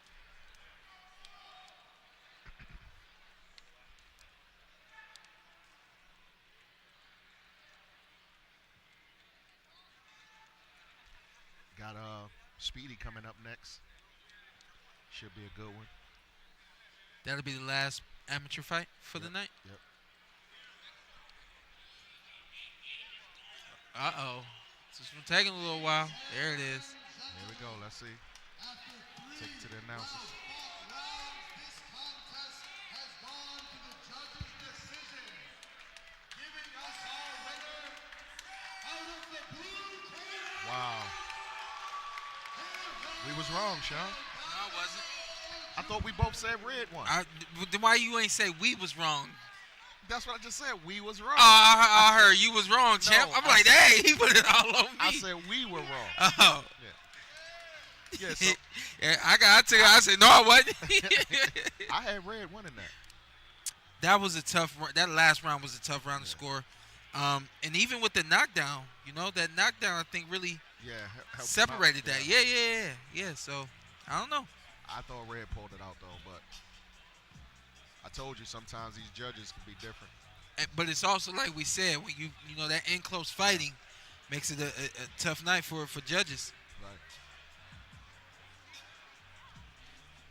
All right, here go your boy Speedy. There he is. He just made his rounds in the ring like a pro. Yeah. You know, in the amateurs, they like to stop at each judge and salute him. He just made his like a pro, just danced around the ring, got loose a little bit. Oh, this is going to be a good fight. Well, listen, I had a great time at Quail Street Boxing Gym last night, and I had the privilege of being in the ring with Speedy there. Yeah. Takeam Bradley. and he is definitely a talent. Yes. I believe he will be turning pro relatively soon, correct? Yep. Yeah. That's what I hear. And And it was awesome for you to do that too, man, because, you know, a lot of people on your level don't do that. yeah. You know, my wife and I was talking about that. Or if they do it, they're gonna charge everybody. Oh yeah. No, we was talking about how we gonna charge them on the next one. Yeah. So- I mean, hey, that's fine, but I mean, I'm saying charging the kids for Yeah. autographs. No, and- sir. Yes, sir. Yeah, I yeah. hear you 100%. But yeah, you should. Yeah. But it was just amazing for you to do that, though. Mhm. You didn't have to do that, so any of it. So Yeah. that was amazing, and I'm sure that did a lot for the kids that was there, because you know the Quail Street Gym is a city-run gym. Yeah. Yeah. So Define that for me, please. You said a city-run gym. so the city of Albany, it's a program of the city of Albany. Gotcha. So it's not a private gym. It's ran by the city of Albany. So, you know, the kids can come there and learn how to box. And I always think those city-ran programs are always good programs because they get the kids off the streets. Yep. You know, as opposed to having a private gym, it's just hard for you gotta, you know, coaches need to survive. So these coaches at Quail Street Gym actually are city employees. Got you. Yeah, Got you. That's big because that's really not Yeah. boxing. Boxing is usually everybody's fending for themselves. Yep. I'm sure you know. Yep. And certainly was the case when my dad had the few gyms that we've had coming up. You know, we were always in and out of Scraping and grinding. buildings. Yep. Did some training in the backyard, in the garage for a little while. I'm sure you're Been familiar there, with done that as that too. well. Yep. Been there, done that. Yep. Wherever we go, pillar to post, we just working. Yeah. But it builds you. You know what I mean? It Yep. becomes a part of your foundation, and as we all know, you know, when you got a good, strong foundation, Yep. usually your future is bound to be good and strong as well. You know. I'm gonna tell her to come over here.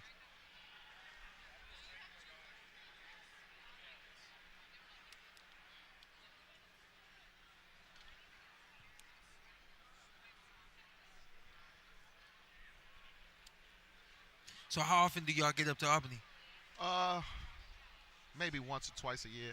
Coach Todd giving us the thumbs up. What's the training like down there for y'all in Georgia? You know. Well, you know, we train 2-3 times a day. We go to a lot of gym. I'm actually on the board of directors for Georgia Amateur Boxing for the LBC in Georgia. So I'm on the board of directors. So that gives me. I know a lot. I help out a lot Yep. with the gyms and things like that. So we get a lot of good work down there. It's a lot of good boxers in Georgia that people don't. Georgia doesn't get a lot of spotlight. That's why I was asking. Yep. Don't get a lot of spotlight, but we got. I mean, just this last national tournament, we came back with 4 national champions from Georgia. What part of Georgia are y'all in? Our gym is in Marietta, Lugo Boxing. You know, It's like an hour from Atlanta. no, about 30 minutes. About 30 minutes Yeah. from Atlanta. But yeah. we got several. I mean, there's so many good kids in Georgia, man. So, champ is behind us. Yeah. Yes, we gonna talk to you. You want to? We get you one. Give me a second. We would love to have you come down, Shawn, because a lot of good kids are down there, man, and Georgia doesn't get that spotlight like they should. After this fight, I want to bring you in the ring, champ. I'm in. Coach Ty wants you to come in the ring. There it is. Anybody who's tuning in now for the first time, this is a KMG Promotions event, the Diamonds in the Rough Pro-Am Boxing Show right here in Albany, New York. I was brought in by KMG themselves. That is Kasir, Mazzie, Goldston, and his father, Tashawn Goldston. They brought me in for the weekend just to be a part of the event. Obviously, what I'm doing here right now is one of the other focal points of the weekend, being able to commentate and just narrate the great event that they put together. Out of the blue corner, representing Oswego Boxing, This should be a good bout. Andre, born to be great, Mendez. And introducing, out of the red corner, Speedy looks ready to go. Hitters Boxing Club out of Albany, New York. Speedy is ready for pay-per-view. He got all the movements.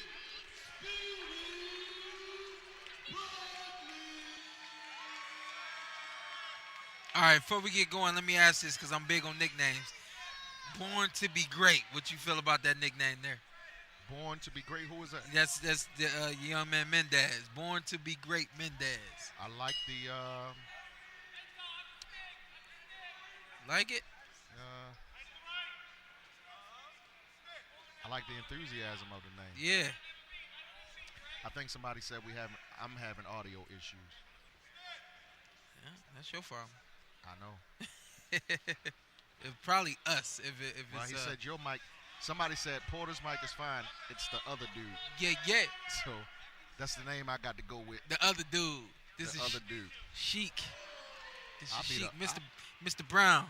I'll be the other dude. It's fine. Yeah.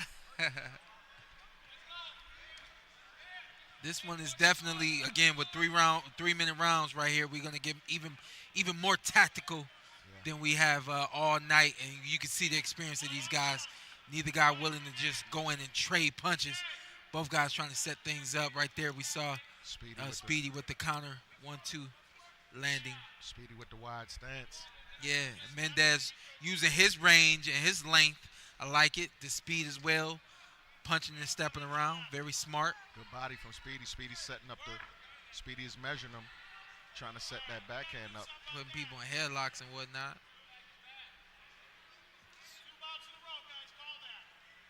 I think Mendez is looking for the check hook. Yep. There it is. There's that check hook coming from Mendez. Speedy is measuring. Nice exchange from those guys, but Mendez finishing it right there with the check. This is going to be more of a technical bout. Both guys in there thinking a little bit. Good jab, good counter jab from Speedy. Well, I see the speed of Speedy. Yeah. That's some serious speed right there. Measuring him out. Look, good body from Speedy. The slip counter to the body from Speedy. Way to pull out from Mendez. Mendez can wing that hook, that's for sure. For sure. Got to keep his hands up. Taking some shots unnecessarily against those ropes. I don't know what Speedy is setting up, looking for, but he's looking for something. We sitting here with the champ, 19-time national champion, Sarai Brown-L. Yeah. Talk to her in a minute when we get her a mic. I think she's ready to make her pro debut soon. Nice.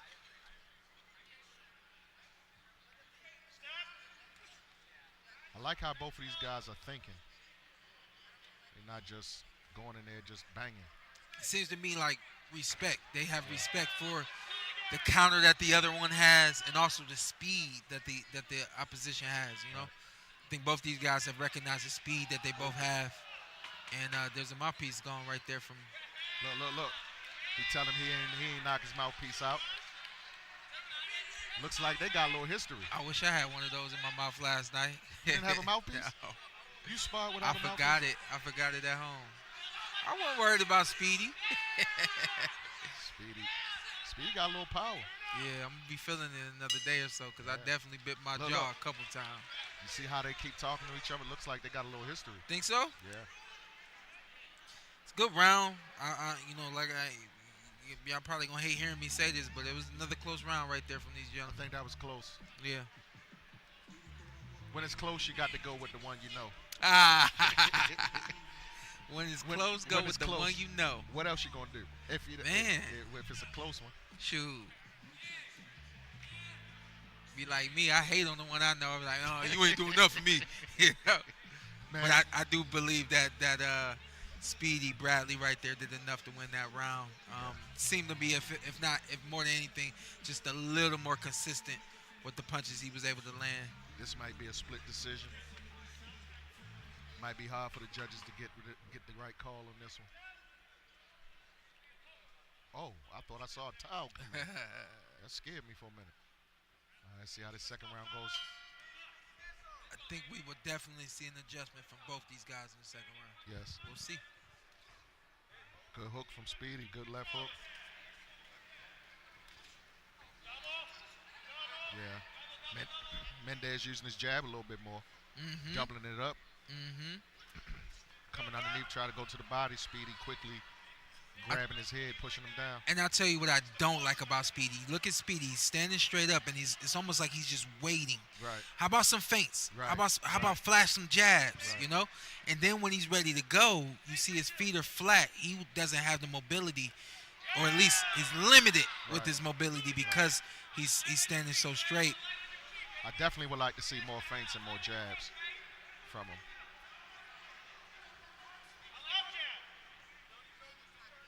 Maybe he's calling this a feint. Oh, that was a feint. A lot of posturing from both these guys, and the counters right there coming from Mendez. Oh, Ooh. good. His right hand landed from Bradley, Straight flush. and the hook.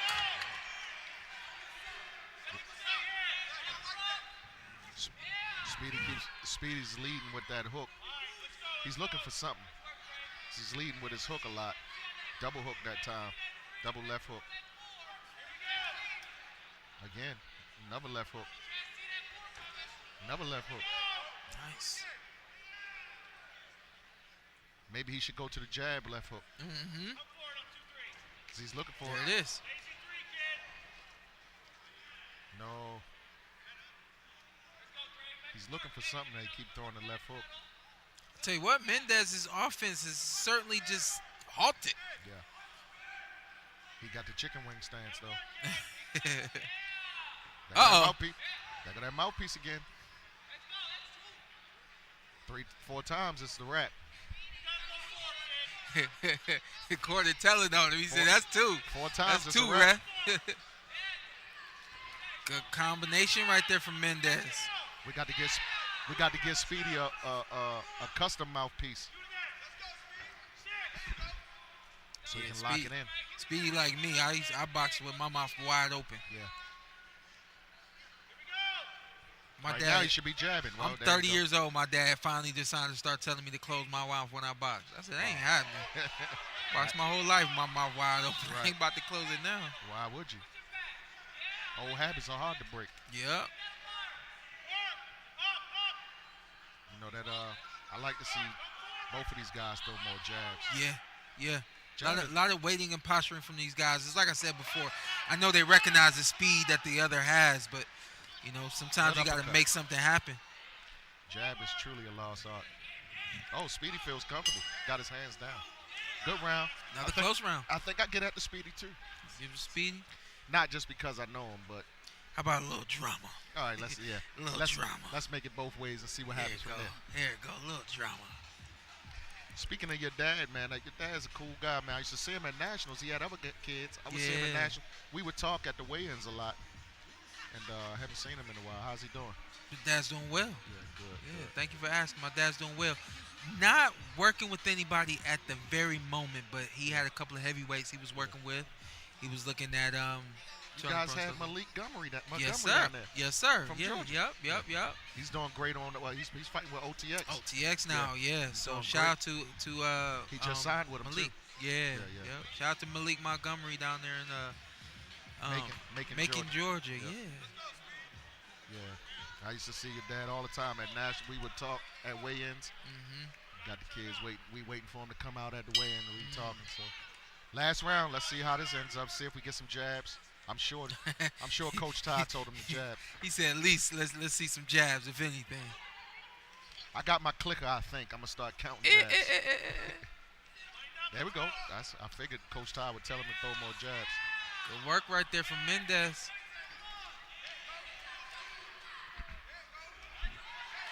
Good uppercut.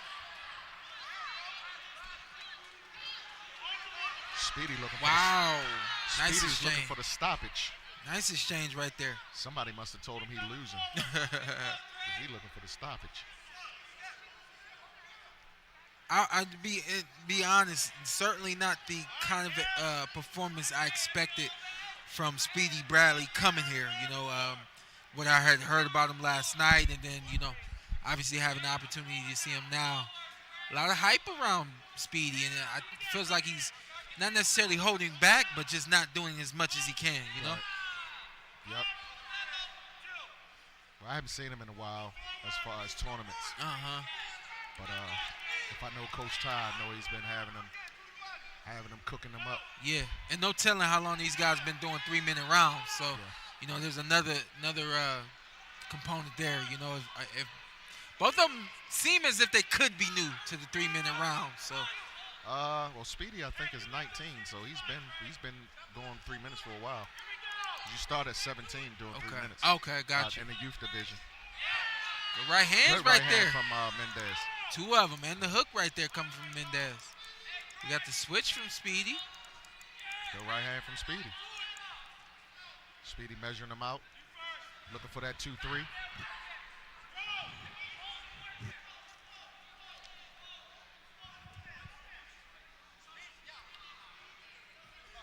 One minute left on the clock. Last round for Mendez versus Bradley here. Good body work. Very close fight. 2 very close rounds. I think this is going to end up being a split decision. Oh, good check hook from Speedy.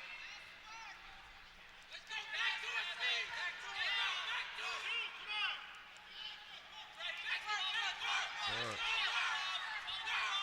Good. It's good work from both these guys, you know. Like I said, I feel like Bradley has certainly slowed down this final round. Mendez maintaining his paces and his work rate. 15 seconds.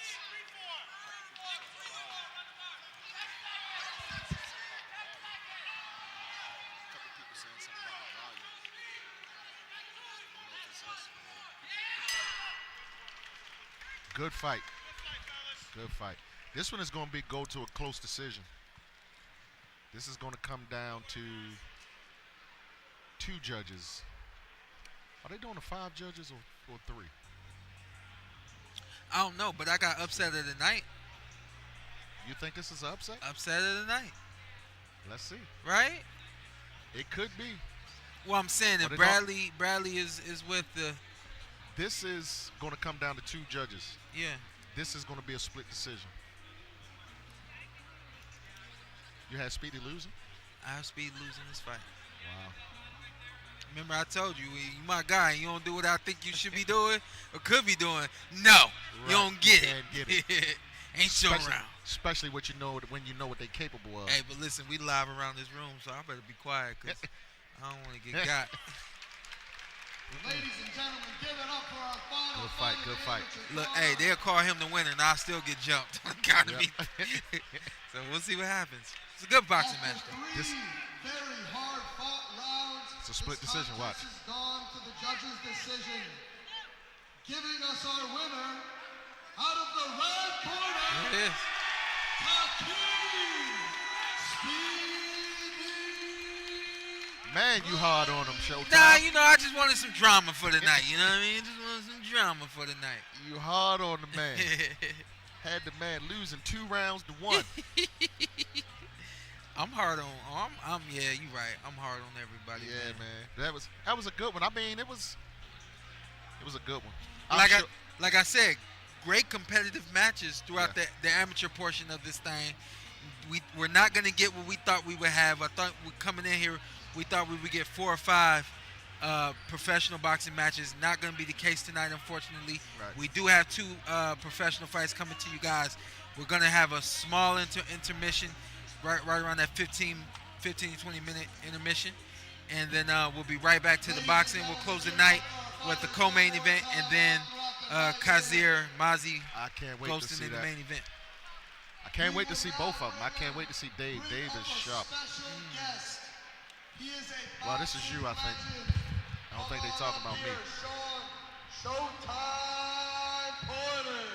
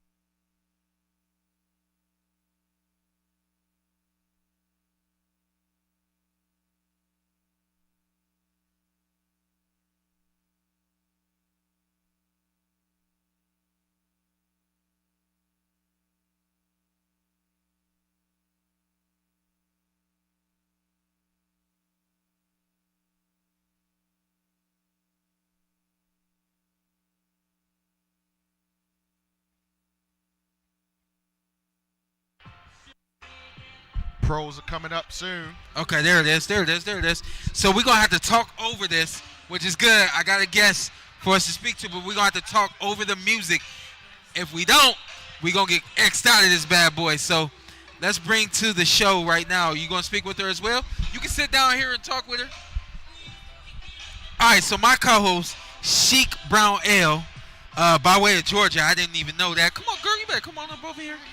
Has been in the boxing game for quite some time, and he has brought his daughter over, Sarai Brown-L, 19-year-old, but been a national champion since she was about, 12 years old?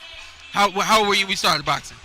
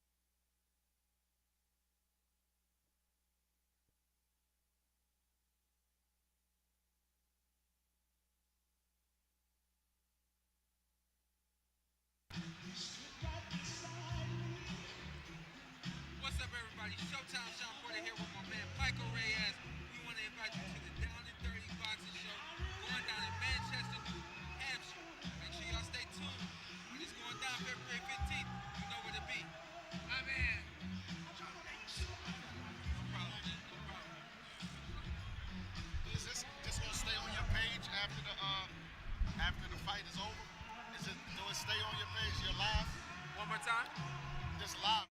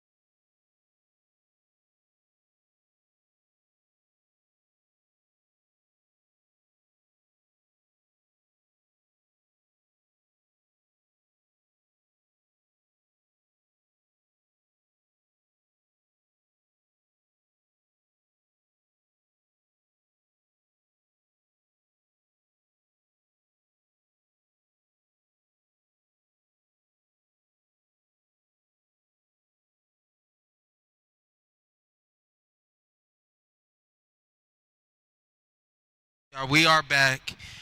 They muted us just for a moment because of the music that was playing. But we got some sparring going on right now. And along with the sparring, we have a lovely 90-year-old multi-national. Can we say world as well or just national? National. Just national. Oh, you better speak up, girl. Um, Have you done any world tournaments or anything like that? international. Okay. Yeah, I did. I competed in Worlds in 2022, Youth Worlds, and I have 1 gold international medal, 2 bronzes, and 1 silver. Ooh, oh no! You've done some international work, so you are You are truly ready to turn pro, huh? Yes. Yes. 19-year-olds now, right? Yes. When we met, I think you were like 15, going on 16, or something crazy like that, and you have just been everything that I've seen you at. You have won everything. Yeah. What at this point do you think it's just a matter of what for you to turn pro? Is it just time or what? We're not waiting until the 2028 games? I feel like by then, waiting that long, by then I could already be a world champion by then, and yeah, I just don't think I should wait till I'm older, because I would like to retire still young. Yeah. Not really old, but yeah. Yeah. And yeah, I think right now it's just better to get on the pro journey right now. Yeah. Wouldn't look bad to having a gold medal on your resume. Yeah. Clarissa Shields, I gotta imagine she was a motivator for you, an inspiration to you. Yeah. Yeah, definitely. I was looking forward to the 2024 Olympics, but I didn't get to go because of my injury. I torn my labrum. Well, I had one during the Olympic trials, so I fought through the Olympic trials with a torn labrum. And overall, I don't think that I really wanted to compete in the Olympics at that weight class that I went to, but I just want. I don't duck any smoke. I just was like, all right, if it's for weight classes bigger than I am, whatever, as long as I can, So yeah, when I fought there, I feel like I did real good for everything, being way smaller than everybody, way younger, having an injury. I thought I did pretty well. but after the surgery, I just took time to get myself back healed. Sure. And then yeah, fought at nationals. Well, Sarai Brown-L, 19 years old. About how many amateur fights have you had? I'm not even sure. Too many to count, right? I'd say probably 90 plus. Okay. Maybe 100. I'm not. Okay. I'm not. Where does the passion for boxing come from?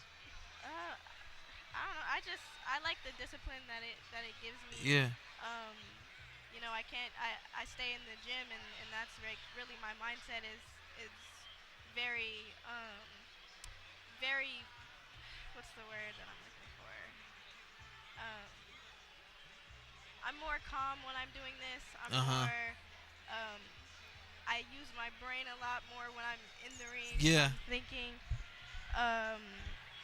And I'm just disciplined. Like, you can't do much like when you're fighting or in the gym. You can't do like partying and you know. I think bad. a good word for it is structure. Yeah. You know, boxing has certainly given me structure. Yes. Everything that I do now, I do it with a boxing mentality. You know, so I am very regimented. I have set goals in my business ventures outside of the ring, and I'm certainly continuing to check off goals that I've set, and you know, and even creating more goals from there. What are the goals for you as a professional elite professional fighter? Because you were an elite amateur fighter. Don't give me the generic. Oh, I want to win a world championship. Like, you know, like what's the goal goals? I'm pretty small, so my one goal is to make a statement for the smaller weight classes, especially for females, because I know that a lot of people they don't pay attention to the smaller female fighters. And I kind of want to put my own like Inoue, Pacquiao style at just the smaller weight classes, knocking people out. That's one of my goals, is just to be everybody just like, wow, I should start watching the smaller weight classes, because you know, there's a lot of great female boxers that you know you don't really hear a lot about. So yeah. What you know, for anyone who's never seen you, never heard of you, what would you tell them to expect to see from you when you fight? Something you never seen before. I've seen it all, so I've seen it all. Yeah, I do believe that though, like for female women in boxing, there's still something it's growing. You're seeing a style and a rhythm and technique from women that you truly haven't seen before. You know, so you would fit in that class of a Alicia Baumgartner. She's one of the smaller weights that I can think of. What's your style? What do you mean with like your style, like your fighting style? I don't know. I'm very calm and collected. I like to say I'm very sharp. I love my angles. But I can also be aggressive. Yeah. But I like to be evasive for the most part. Yeah? Yes. Yeah, okay. Well, that there, everyone, is Sarai Brown-L. Unfortunately, more than likely not sticking around for the 2028 Olympic Games. But if I have something to say about it, we will see her in L.A. in 2028. I do believe that who I'm sitting next to right now could be a gold medalist for America. I have no doubt about that. I'm not trying to pressure you right now, but I'm trying to, you know, do the best I can to make sure that everybody knows, like, I'm sitting next to somebody that can really make some noise. Yeah. And should you have fought tonight, it would have been something else. I know that for a fact. So just want to make sure that that's truly known and understood. So, Sarai, good luck moving forward. Thank you so much. And I'll talk to you later, all right? Yes, ma'am. That right there is Sarai Brown. I've had the fortune. The first time I met Sarai was at the national tournament in Cleveland. Didn't know who she was. She comes up to me with this big smile, and she wanted to take pictures, all that kind of stuff. How it goes. And she said, make sure you watch me. And I didn't watch her the first night. And you know, I'm always, oh, you're in the semifinals. Okay, cool. Make sure you watch me tonight. And I missed her again. I got to watch her championship fight, and I was like, wow, I wish I had watched this girl the whole way through. You know, I pop up at another national tournament in Texas, and there she is, and it's like the same smile, the same young lady wants that same picture again, and make sure you watch me. And of course, I watched that time, and she made her all the way through, and won the national tournament there. This young, how many national tournaments you think your daughter has won? 19. 19 national tournaments. 19 national titles. Through the course of like 5 years? No, she's been boxing since she was 10. Okay. So got 19 titles, 5 international medals. Okay. She's done a lot. Has she medaled in every international event she's been in? Went to the Youth Worlds. Yeah. We got bronze in the Youth Worlds. We should have got gold. That was horrible. A horrible call. Where was the Youth Worlds at? Spain. Okay. It was bad, man. Did you go over there? I didn't go. Okay. I was screaming at the TV. Yeah. I hate that you can't coach them. Yeah. You know what I mean? But when they go with Team USA, but it was what it was, man. The fight is on YouTube. You can go watch it. Against India, we lost, and I could not understand how she lost that fight. But that's how it is overseas. But it was a good, you know. But yeah, she had 5 international medals, 19 national titles. Yeah. She was out for a whole year with a torn labrum, so it was kind of rough. And so again, I want to remind everybody that's watching on the stream, and also everyone who's here in attendance, we're getting some amateur sparring right now, because some of the fights that were supposed to happen on the professional portion of this card had to be canceled out, unfortunately. So we got some kids to gear up to get in the ring and give us a show us what they got. Yep. And, you know, what I like about this is everyone's taking advantage of the opportunity. Yep. Tyshawn, as a promoter, as a manager, as a father, as a coach, is taking the opportunity to say, you know what, we didn't get what we needed tonight, but I'm gonna make the best of it. And he's found he's rounded up some amateurs to give us some good looks tonight. These guys in the ring have been working steadily since I got back on the mic talking. Did they take any breaks? I did. The bell did ring, but I feel like the bell's supposed to ring by now for this one. Yeah, I was getting ready to say. This seems to be like a 4.5 minute round. So, but as you can see, they don't give a damn. That's what it looks and like. I know they hear me. Right. Well, apparently I wasn't being heard that loud. I don't know what's going on. Hey, listen. Who knows? Listen, I bring the energy, all right? Can y'all hear me now? I don't bring just the look. I bring the energy. I see. Can you hear me now? I bet they heard that. So how long have you've known Mazzie his whole life? What have you seen from the maturation, the growth of Mazzie in the ring? You know, one thing I remember when Mazzie first started boxing at 9.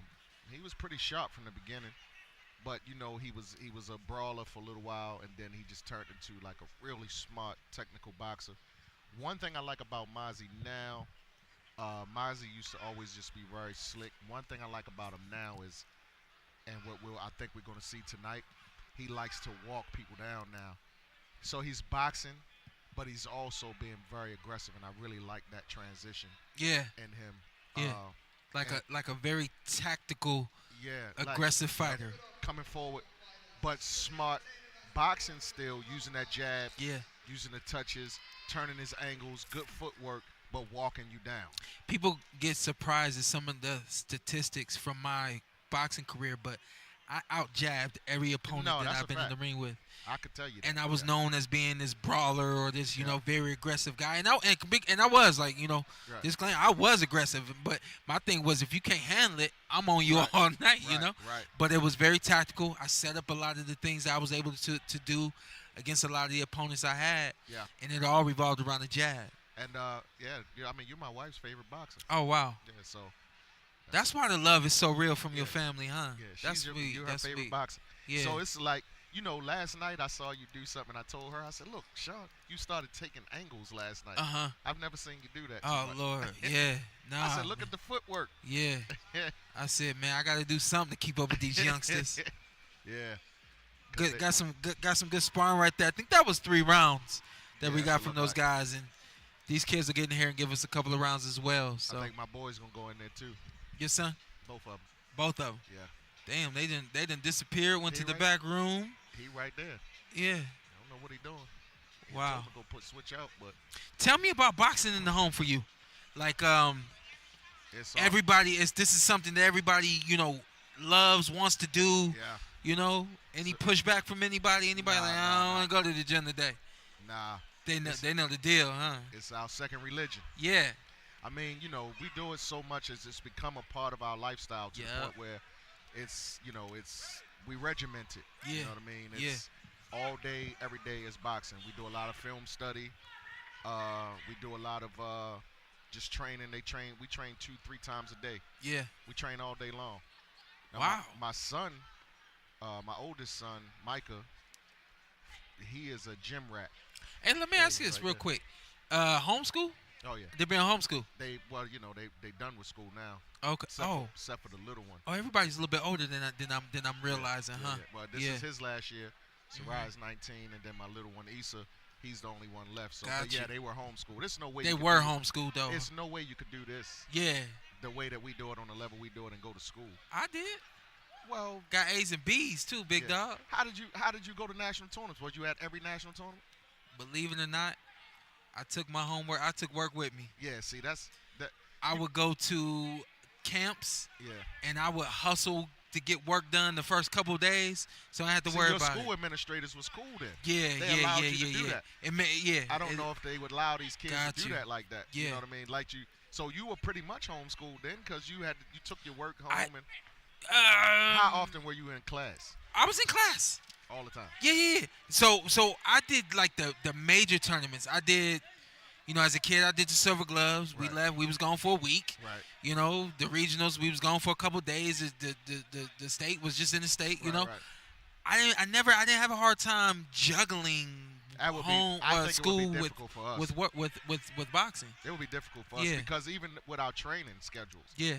they get up early in the morning and we. And do a that's why I little asked workout. about Yeah. it, because the Cubans, Yeah. a lot of these elite programs, everything is done in And house. Kazakhstan too. So yeah. Kazakhstan, man, they train. That's a job to them. Yeah, 'Cause they- majority of the European countries Yeah, are yeah. like that. 'Cause Yeah, In Kazakhstan, they take care of their families. yeah. They put them on the national team and they take care of their families. But I yeah, kn- we wouldn't be able to go to school and train the way we train. I'm the '08 team. Yeah. I know there were guys. I can't speak for the '04 team, but I know the 2000 team. There are a lot of those Olympians. The that- 08 team or The 2000? 2000 team. The 2000. A lot of the 2000 Who's on team. 2000 team? Like Slick Rick Williams. Andre Ward. Was Andre Ward was 04. 04, yeah. Yeah, now I'm trying to think of some of them names from the Yeah, the 2000 games. 2000 team might be the only team I can't recall. But a lot of those guys, I'm not gonna say a lot of those guys, but some of those guys, school was like, I'm turning pro, Right. so I don't care about school, Exactly. Exactly. For us, it was a necessity. Us being my family, you know. But Yeah. it might be that they were probably just lenient with you. Yeah, I don't think they would be that lenient. yeah, Especially the way that we train in all of the tournaments we do. We do four to five national tournaments a year with Silver Gloves, and then the 4 USA boxing tournaments. Yeah, so yeah. in fact, we go to Silver Gloves next week. I know we talked over that, but that was a good round of boxing right there from both of these young men. Again, the headgears are on, the cups are on, the gloves are on, everything is on. To make sure that they're safe. And this is sparring more than anything. What you would see in this right here is if somebody did get hurt, You got a we doctor. separate it. We make sure everybody's good, and we get right back at it. So And you got a doctor over there. This isn't sparring that I'm used to. yeah, right. Sparring that I'm used to. And that was a 30-second Yeah. right there. We right back at it. A lot of the sparring I'm used to got a lot more cussing and fussing. Ah! A lot more disrespect.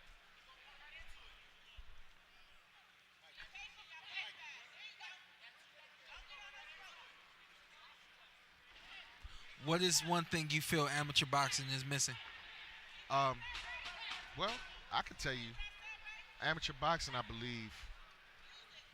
So this is, I don't want to talk down on USA Boxing too much on here, but Sure. I just believe that with USA Boxing being the governing body for amateur boxing, it's not USA Boxing is not preparing these guys for the next level. They're preparing them for Olympics, and everybody's not going to be an Olympian. You know, so I think that it's missing. I think with them being a monopoly, it's kind of. I mean, you know, you got grassroots coaches. Most of the grassroots coaches are getting their guys ready for the pros. But I just think amateur boxing is missing that aspect to prepare these guys for the pro game. You know? So I'm gonna push back on you a little bit. Go ahead. I believe that that's one of the biggest separation between us, and when I say us, I mean the U.S. Winning medals and not winning medals. Exactly. The separation from what I have assessed and analyzed is that a majority of the amateurs fighting in the Olympic Games are only fighting for a bigger contract. Right.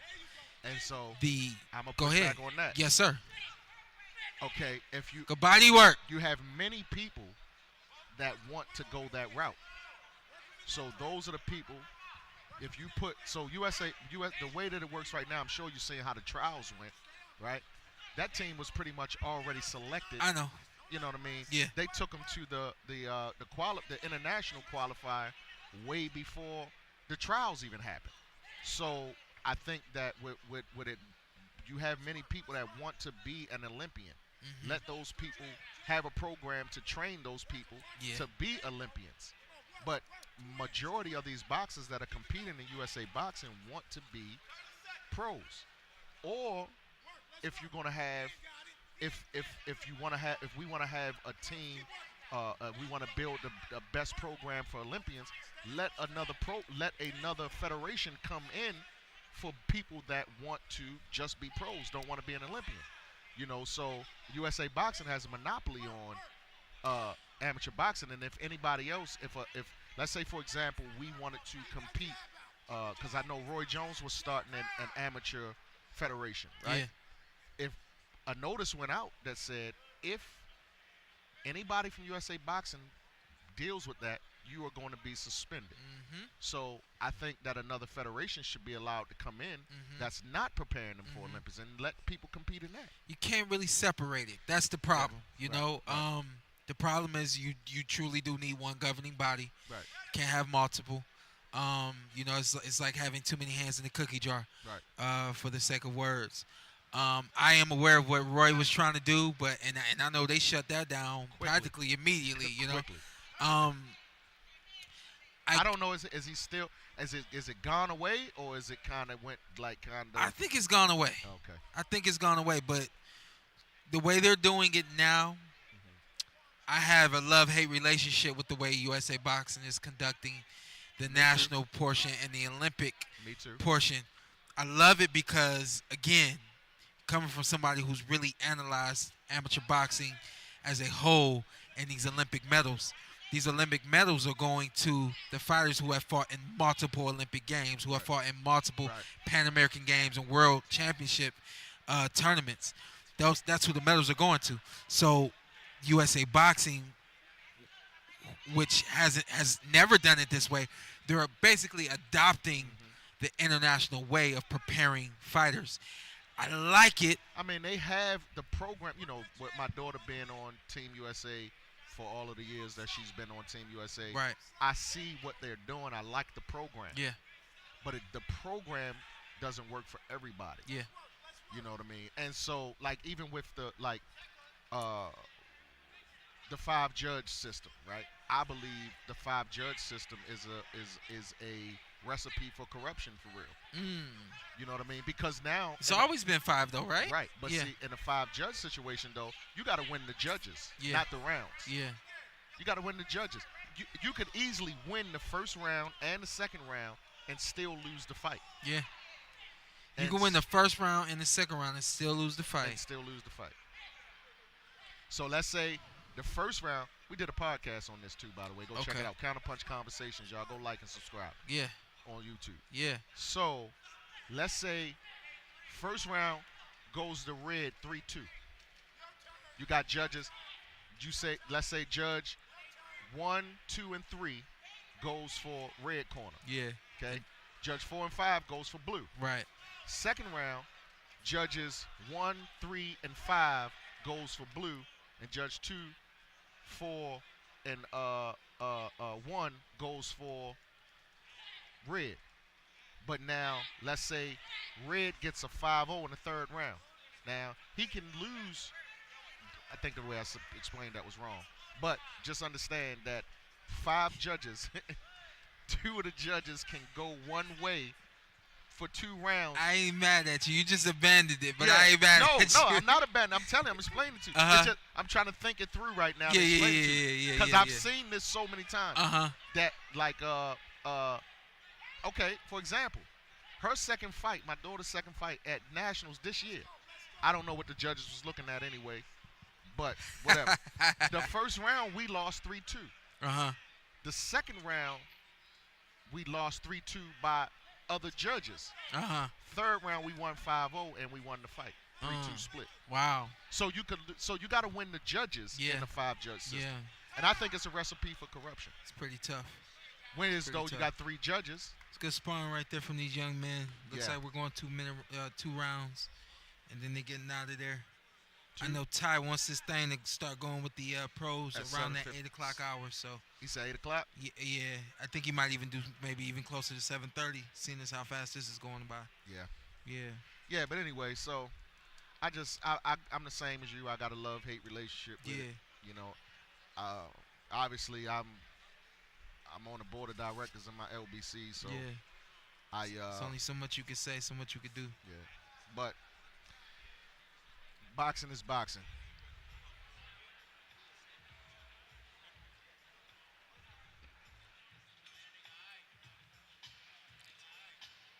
I think they're gonna. You guys go ahead and cut us while the music's playing. We don't wanna issue. Go ahead and cut us. Cut the audio, please. Thank you.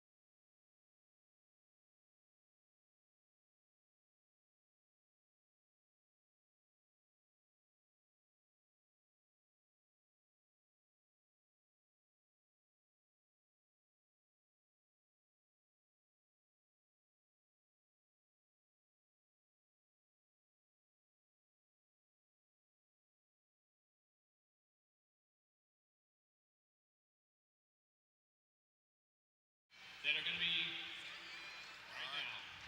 So let's All right, we back live. get this show back on the road, everybody. Pros.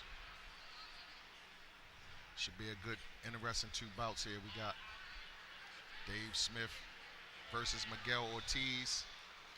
Kasir, Mazzie, Goldston, All right, let's bring down the competitors. the headliner, main event against Jack Castle from the UK.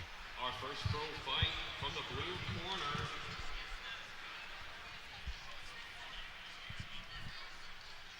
This is Miguel Ortiz.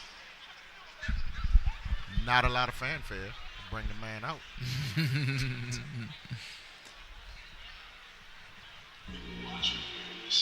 Okay.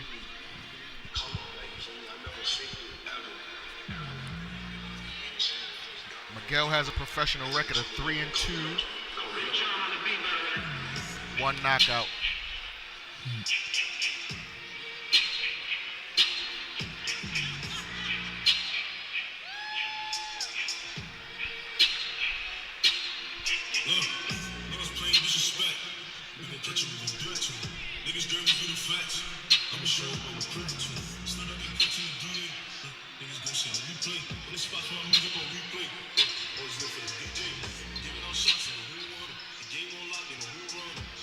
That there is Miguel Ortiz coming out of Springfield, Massachusetts with a record of 3-2-0, 1 KO, fighting at welterweight.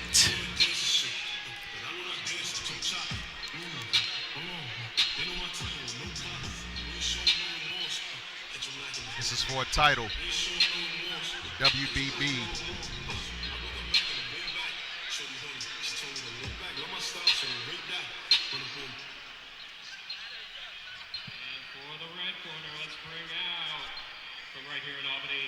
David Smith. All right, looks like the crowd has spoken.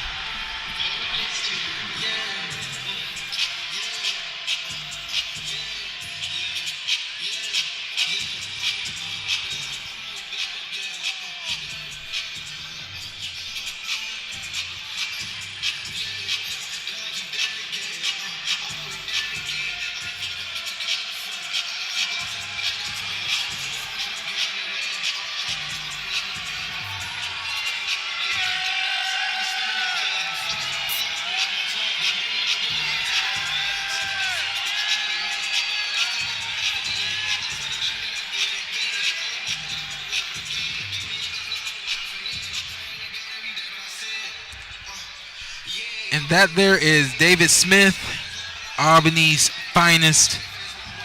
3-0, 3 KOs. David is coming off a spectacular performance his last fight. Knocked out Joe James with 9-1 he was. David stopped him in the 3rd round. This is 6 rounds of welterweight action sanctioned by the New York State Athletic Commission. And it is for the World Boxing Bureau's Intercontinental Championships. It will be presented by the World Boxing Bureau President, Al-Rahim Burke, and the Executive Commissioner and Boxing Hall of Famer, Leon Mohammed. Judges at ringside are Don Ackerman, Alan Nace, and Tom Schreck. Timekeeper is Daryl Beatty. Physicians at ringside are Rufus Sadler and Michael Lanahan. At the sound of the bell, the man in charge, referee Tim Evans.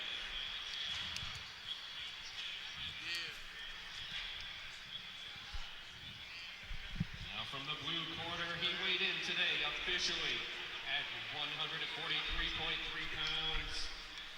He's wearing the white trunks and arrives with a record of 3 wins, 2 losses, one of those wins by way of knockout.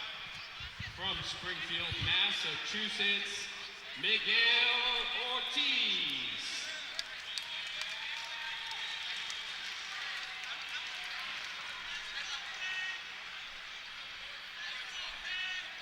And from the red corner, officially at 144.2 pounds. Wearing the gold trunks with the black trim. He is here with 3 wins and 0 losses. All 3 wins by way of knockout. From right here in Albany, New York, he is the SOB, David Smith.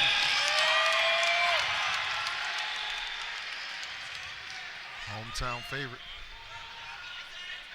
I saw that on the bout sheet, the SOB. I said, oh, man. Dave looks. I told you I'm big on nicknames, on ring names. David looks really strong, man. Both guys, actually. I saw Miguel Ortiz in the back room just before they came out, and I said, yeah, this kid looks pretty strong and sturdy. He might come in here and try to do something. Oh, yeah. One more time, y'all. Shout out to KMG Promotions putting on the Diamonds in the Rough Boxing Pro-Am Boxing Show. Here we are, the professional portion of this card finally ready to get on the way. We got Smith versus Ortiz, round number 1.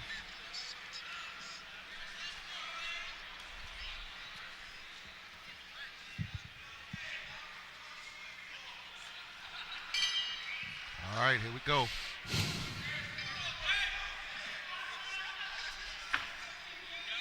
Ortiz starting straight out, going to the body.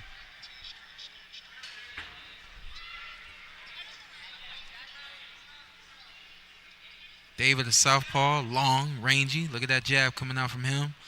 Miguel Ortiz, slightly shorter. Using his jab hand to kind of stabilize the long jab of David Smith. Good body stab from David. Ortiz kind of reached with that backhand. That could cost him if he continues to do that. See some speed coming from David, too. Yeah.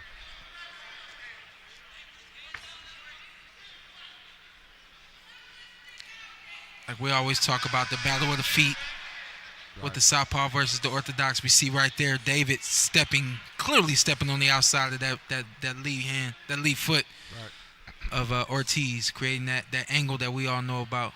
Nice stiff jab, keeping that jab working.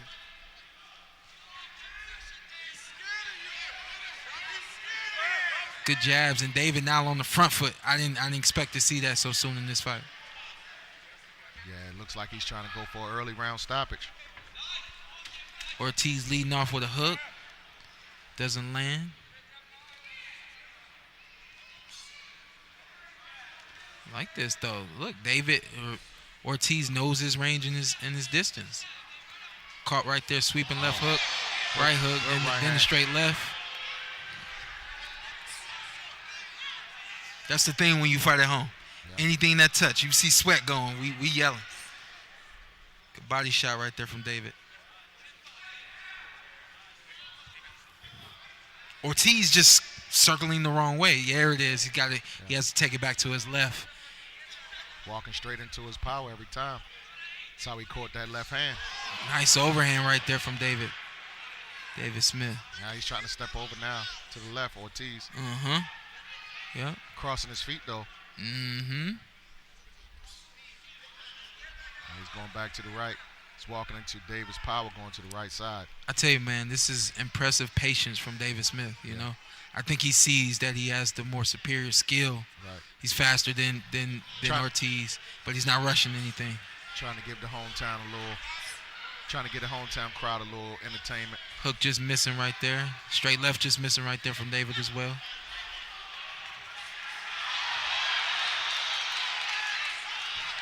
There we go. And what you talked about a lot earlier is that body work. We need some body work from David. That'll slow down the feet, right? It looks like he looks like he's going there. Yeah. That was a quick round. First round in the bag. I ain't gonna say nothing. That was a quick round. I ain't gonna say. That might not have been 3. I think David is playing with his food right now.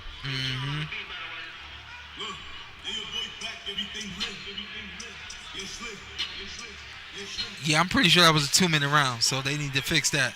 You think so? Yeah, I have no doubt that was a 2-minute round. Y'all better figure it out. I thought it was 2, and then my comment is shout out to Mikhail Smith. Said it was 2 He minutes. said it was 2 minutes. Oh, they got to fix that. Yeah, we need a full round from David Smith and Miguel Ortiz. Ortiz needs to use his jab some more, and he needs to stay out of David's power. He's walking right into his power every time. It's allowing Dave to set that left hand up anytime he wants. And that left hand is lethal. Round 2 starting. We got the southpaw David Smith against the orthodox Miguel Ortiz. You see his feet. Ortiz is trying to step He's trying to step outside of David's foot, but Dave recognizing it quickly. Got a lockup right there from David, and then worked his way out was Miguel. Good straight left coming to the body. Good turn. Good work. I think David wants to get him out of here this round. Think he's too tight? You think he need to loosen up? I think he needs to go ahead and do what he needs to do. He playing with his food right now.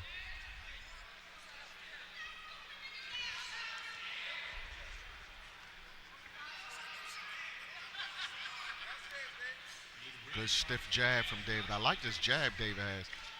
It's stiff and strong. I tell you what, a punch you don't see from a lot of tall guys is the overhand. You know. Yeah. Not you don't see a lot of tall guys throwing overhand. Nonetheless, a southpaw throwing overhands.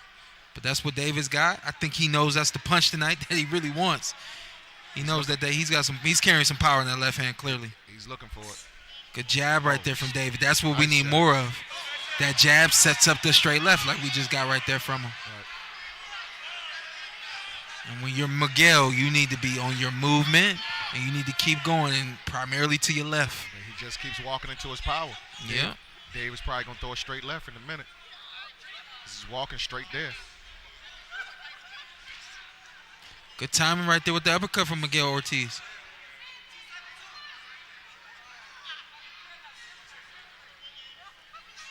Ooh, swing and a miss. He tried.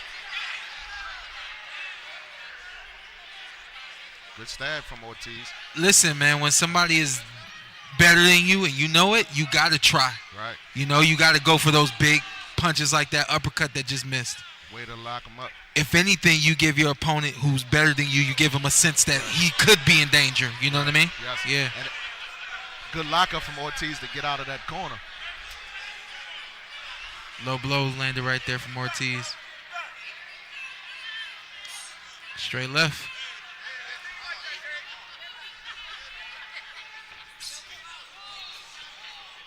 Look at that. The kid's slippery. He's in range and then he's not. Miguel Ortiz is, 3 fights. He's not. Five fights. Five fights. He's pretty crafty. He keeps coming off of that back foot, just leaning in like that. He'll mess around and get caught with something.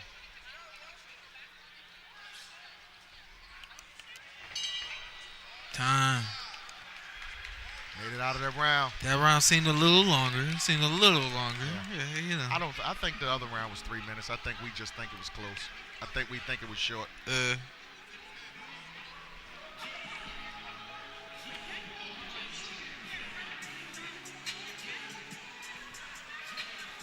can see David. He's trying hard to get that left hand where he wants it at. Yeah. He wants to get that left hand. I'm a firm believer in setting things up. I tell people all the time, if y'all didn't see me setting it up because it was, for me, my aggression was so fast, but I knew every move that I was making to set up the next, With David, it has to be more feints and it has to be more jabs. When you got a guy that can move and is slippery like Miguel Ortiz is, it's not about cornering him. It's about getting him to go the way you need him to go. And how do you do that? The jab forces him one way. The feints will force him to freeze, and then you got him. I agree. And if I'm Miguel Ortiz's corner, I'm telling him, keep that jab hand out and keep trying to circle your left. Stay away from his straight left. Right. Which is what he's trying to do now. He's moving more to the left this time, trying to use his jab. There we go. And this is what I wanted from David Smith. Loosen up, Set it up. Start with the jab and build from there. Oh. Good hook. Good hook. Swing and a good body shot right there. Left hook from And there's the hook. And Miguel is hurt. He's fighting. Ortiz. Oh, ref jumping in. Game over. That's it.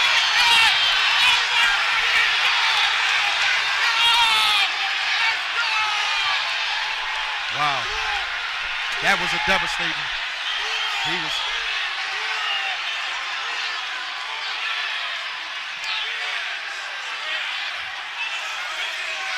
He took a lot of shots to the head at the end.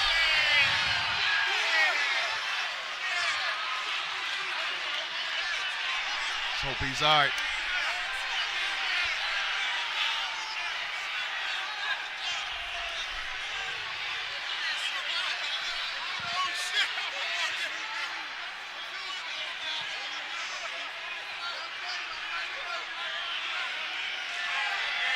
All right, and Ortiz is up. There it is. Just need to get himself together. He took a lot of shots to the head at the end. Fantastic finish there from David Smith. Caught him with the hook. That's what set that all up right there. Body shot, I think, too. The body shot caught his attention. Body shot. Yep. Body shot caught his attention.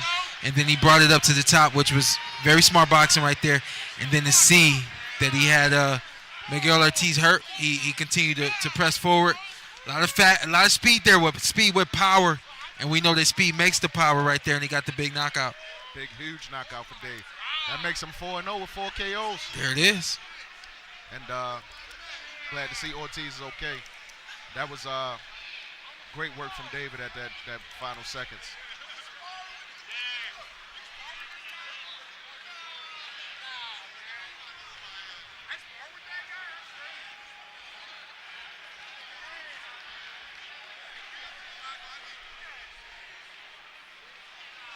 You know, we watched the amateurs earlier. And they say that the amateurs and the pros are 2 different games. Yeah. Pros is the hurt business.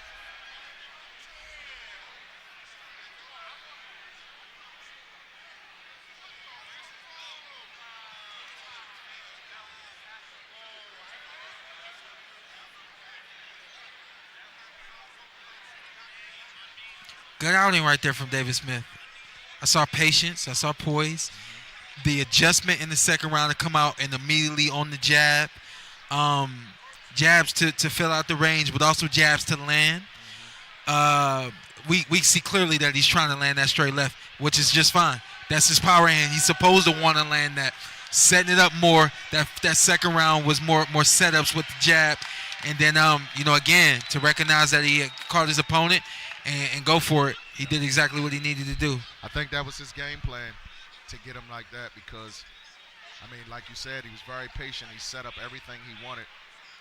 Got the left hand, got that hook off the way that he wanted to, and was able to just throw that flurries of shots to finish him off. So I think that was exactly what he wanted. So that was excellent work from Dave. Great at-home win. In front of the hometown crowd, all of the family. So all of his family is here and friends. 61 seconds of the third round. The winner. Good win. By way of knockout. And the new World Boxing Bureau Intercontinental Champion, David the SOB Smith. The World Boxing Bureau. It's a new council. Dave is the champion.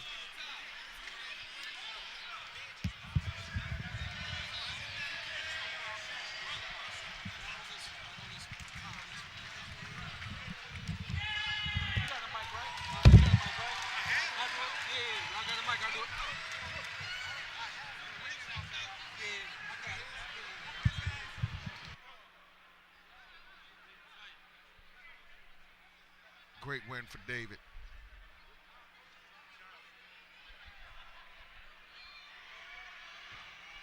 Shawn got up to go and interview David. Talked to him after this big win, got a new title.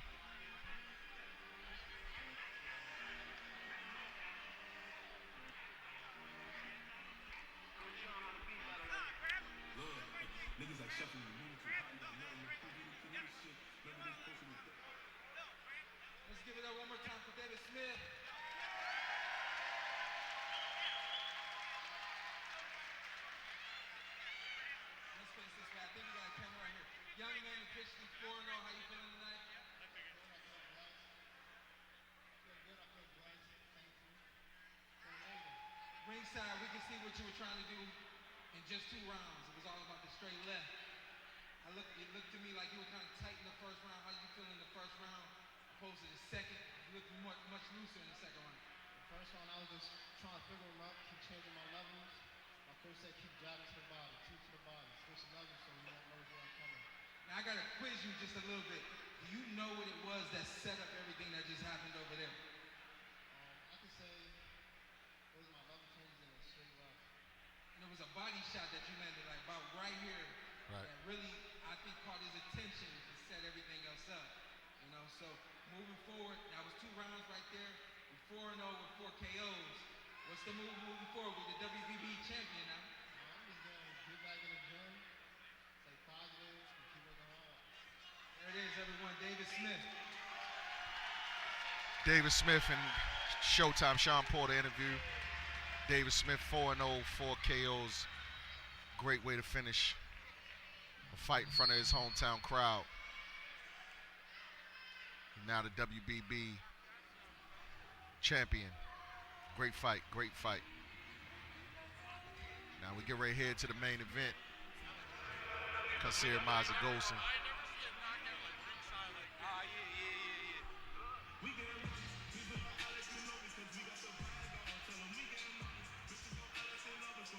Fantastic finish. Fantastic.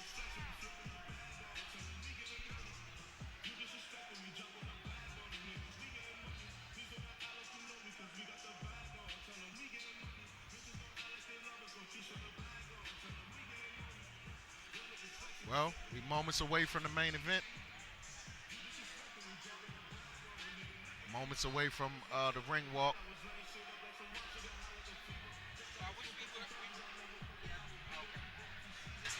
Well, I wish we were able to get more of that tonight, more of the professional boxing. I want to remind everybody again, the Diamonds in the Rough Pro-Am Boxing Show kicked off about 4:30 this afternoon. Shout out to KMG Promotions. They put this event together, and as we get closer, most people don't know this about professional events. As you get closer to the event, things just sort of happen. Sometimes it's a medical situation. Sometimes a fighter just, doesn't get on the plane, or, and for other reasons. A lot of the professional bouts that were supposed to take place tonight were unable to do that, but we did get 2 for you guys. That was 1. We got 1 more coming to the ring, the main event. Everyone is well aware, in this room, is well aware of Mazzie, Kasir, Goldston, and 8-0, getting ready to take that next step. This should be a good fight for him, a good step-up fight. Yeah. In front of his hometown crowd. Should be able to put on a good performance. Yeah. I'm excited for him. Excited for his promotions, KMG Promotions, and what they're doing. The fact that they were able to bring boxing back to Albany, New York, in the manner and the fashion and what they've done. Yeah. It's truly inspiring. Yeah. The crowd showed up for him. Yeah, very much so. And I know that for myself. When you're going out and abroad so much fighting, right. You're just not able to do it at home, So Mazzie being 8-0, just 9 fights, it's good for him to be able to get this opportunity now because it won't be there very long. Yeah. Especially if he's able to make noise tonight and make noise again, maybe 2 or 3 more times this year. He might be looking at a more lucrative contract or situation that he could be looking at. Mm-hmm. Yeah, I agree. I mean, a great performance tonight. Has set up so much opportunity for him as a young man. Yeah. Still young in his career. Yeah. 8-0. Looking to see good things from him tonight. Tonight, I think I was down in the dressing room talking to him, and he's really focused. He's highly focused. He's just ready to put on a show for his hometown crowd, family, and friends. So, should be a good performance. It's going to be a difficult task ahead for Jack Castle tonight, I think. Yeah. And another thing I want to remind everyone of is that Mazzie was once signed with Top Rank when he first turned pro. This again is another beast having to promote or show yourself and sell tickets and things of that nature yourself. I tell people all the time that boxing will mature you. Boxing will grow you up. Yeah. And it's situations like this that will cause an athlete such as Mazzie to improve and grow a little faster than other amateur, or I'm sorry, than other elite even Right. amateur fighters turning pro.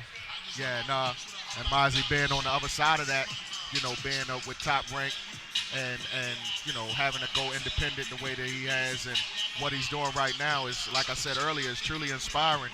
And I'm just looking for great things from the kid. I think he was an amazing amateur with great amateur pedigree, 14 national titles, multiple international medals.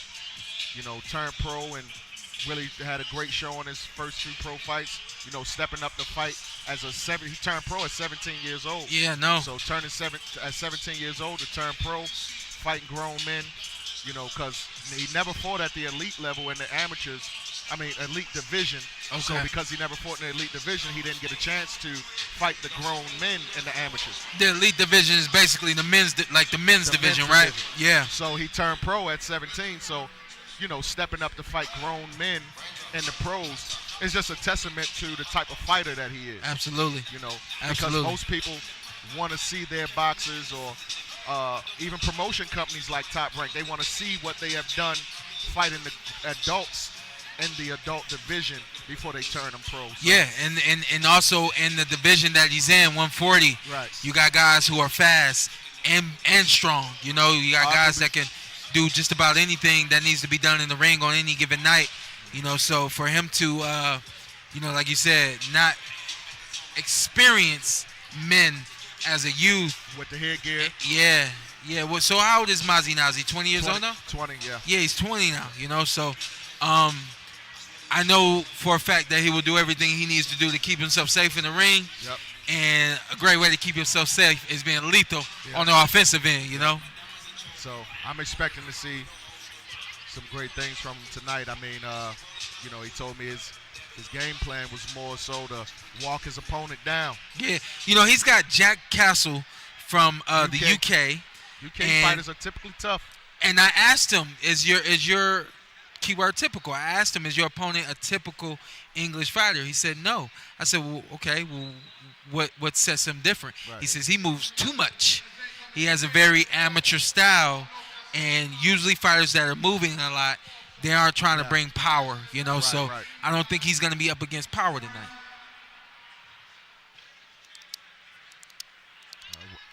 Let's go to the ring and see what we got a raffle going on. Oh, raffle. Yeah. Oh man. I thought those was the ring girls. We got a boxing glove, a chain, and we have a heart chain. So before this main event, Diamonds in the Rough, we're gonna present somebody, 2 people, with some nice pieces tonight. Don't be upset at the end if you ain't put it for no ticket. That's what you get for waiting.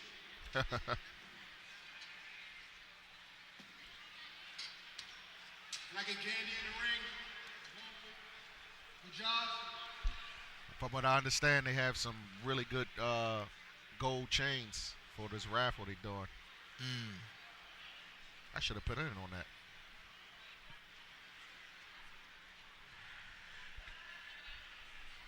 I'm scanning the crowd. It looks like a nice crowd in here. Yeah. They got them in here tonight. Yeah. They got them in here tonight. Let's get the raffle items in the ring. Let's get them up here. KMG Promotions. I tell you what's crazy, man. My dad did the exact same thing. And I'm seeing Mr. Tyshawn do. Yep. My dad was cooking hot dogs, taking tickets at the door, getting us ready for the fight, making sure the judges was ringside. First turn pro or amateur? Yeah, and when I was amateur, I was amateur, playing he got to play the national anthem. He got the DJ, all of it, Jack of all trades. Yeah. This the last show this man will be in the ring before his son fights. Right. Yeah. He had to make the sacrifices he needed to make. Yep. I'm me being on the inside, seeing the journey that they've gone through. It's just been an inspiring journey, and just watching what Tyshawn has done as a father and as a coach.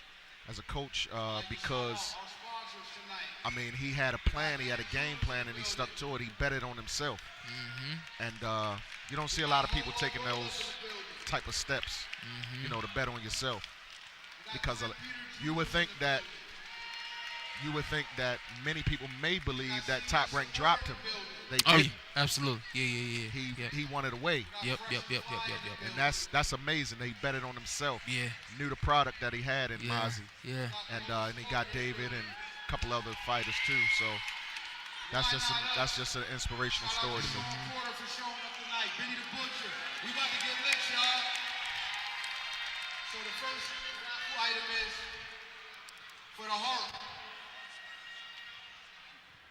It's for Valentine's Day, y'all.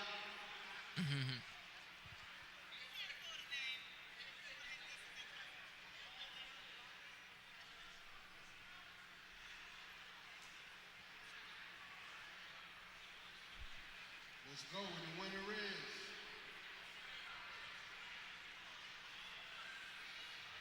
$482-2706. 482-2706. You got a winner? Do you have to be present to win? Right. 2706. Somebody's yelling, that's me. Yo, John, we want to pull another ticket. We'll say it one more time. 482-2706. That's gonna suck. Somebody ain't paying attention. Somebody might have had one too many drinks.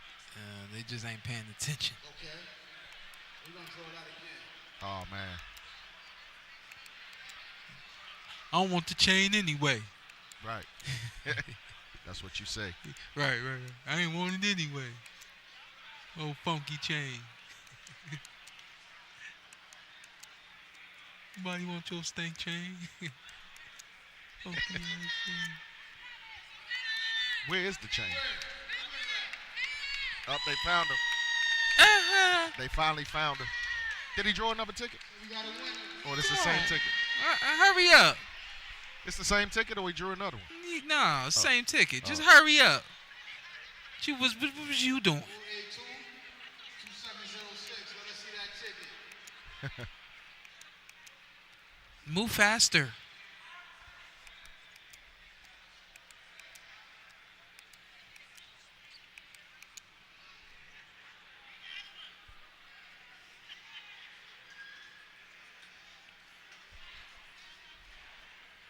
You see that ticket, fam? We got a winner, 482-2706. Come on in the ring. Come on. We got a winner. Yo, Josh, hold me up, man. Bring them shades up here, man. Where you at? Let's go.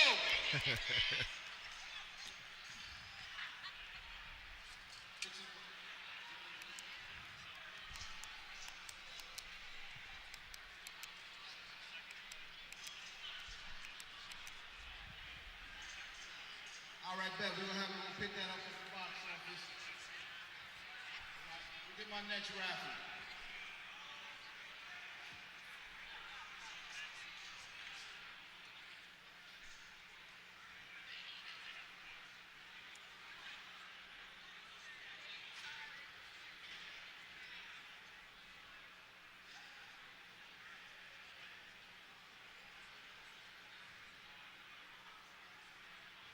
Winning ticket. Y'all ready? This is the boxing glove pendant. It's the big boy right here. Oh, Winning nice. ticket is 112016. 112016.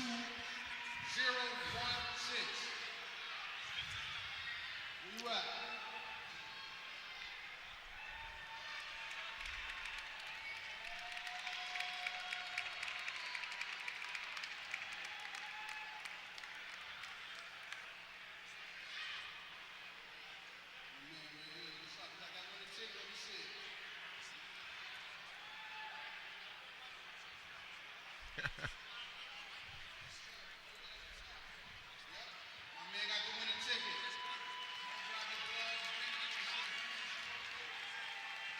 got a winner.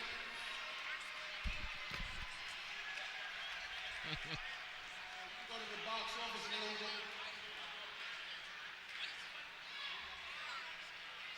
Y'all ready for the main event? Cause we ready. You ain't ready. You supposed to be in the back with him. You ain't ready.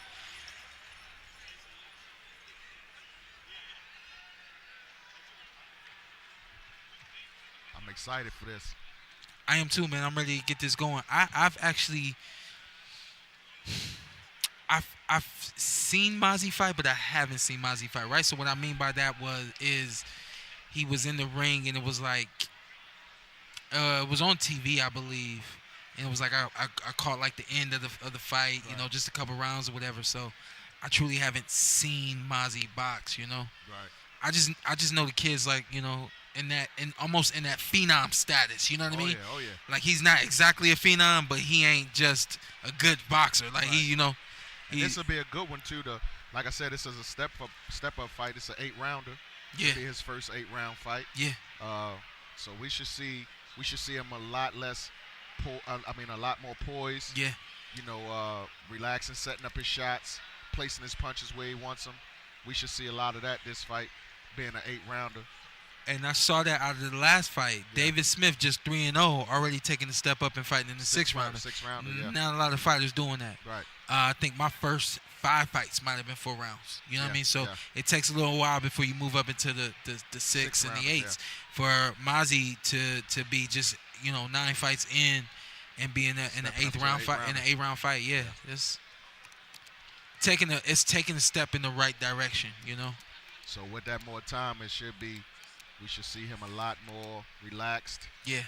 You know, placing his shots, not a lot of wild punches, just trying to get him out of there. Yeah. You know.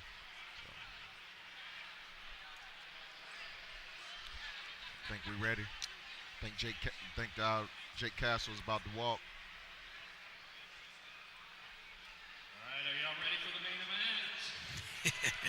It's showtime. All right, let's bring out the competitors. No pun intended. There you go. This is Jack Castle. I mean, why couldn't we keep the Never mind. I'm going to keep that to myself.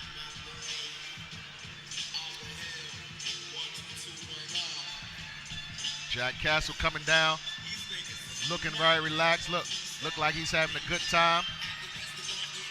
Happy to be here.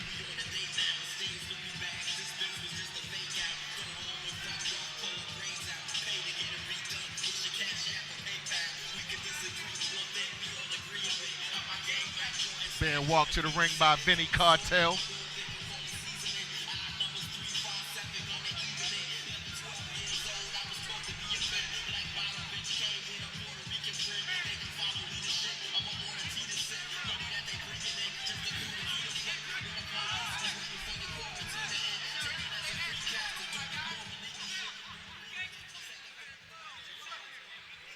From the red corner, Here comes Mazzie. Kasir, Goldston.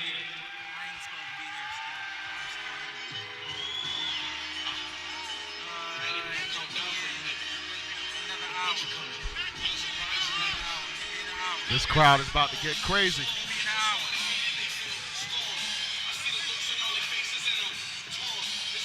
Mazzie being walked to the ring by Benny the Butcher.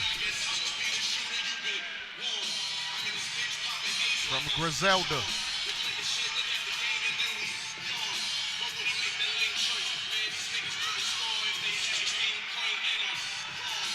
Benny the Butcher walking King Mazzie to the ring.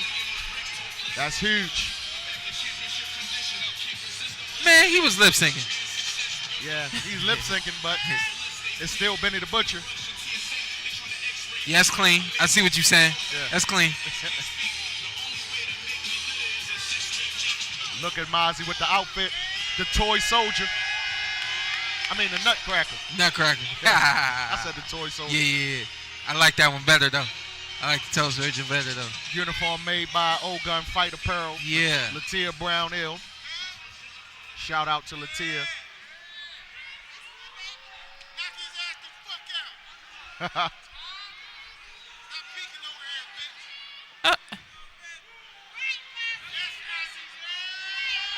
Mazzie looking strong. Look good. Fighting at 140. Look like he hydrated up. This is our main event. It is set for 8 rounds welterweight action, sanctioned by the New York State Athletic Commission. And it is for the World Boxing Bureau World Championship to be presented by the President, Merk, and the Executive Advisor, Hall of Famer Leon Mohammed. Mazzie looks focused. Look at that face. I'm sure you know that face. I'm sure you made it a couple times. Look at that face. What's his face saying to you? Just focused. Yeah. Ready for the bell ring. Looks strong. Jack Castle. And now the combatants fighting out of the blue corner. He weighed in officially at 143 pounds, wearing the white trunks. And he comes to us from Burden, UK, with 5 wins, 1 loss. 3 of those 5 wins by knockout. This is Jack Castle. No love from the hometown crowd. Hey, you got to be And in the red corner, he weighed in officially. you got to be strong mentally to walk into a hostile environment like this. Coming from the UK, coming to a man's hometown to fight him, you got to be strong mentally. 0 losses. 5 of those wins are by way of knockout from right here in Albany. Kasir, Mazzie, Goldston.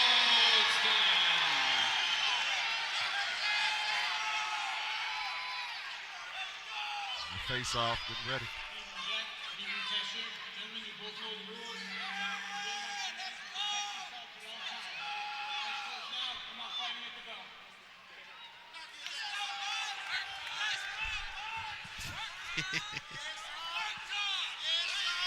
Well, the time is now. We got Mazzie Goldston finally in the ring, going up against Jack Castle of the UK.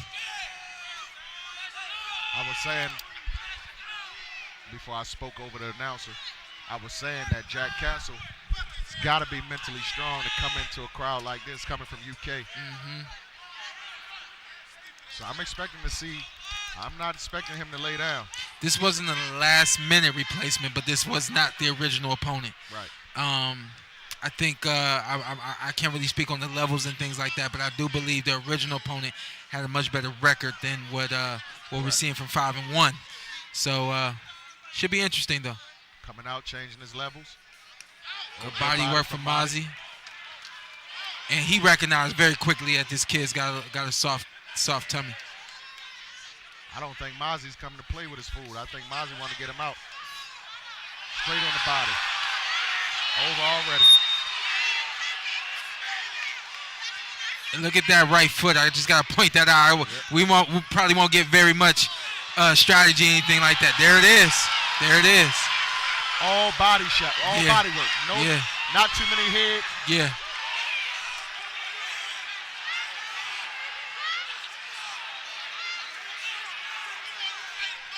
Lots of body work.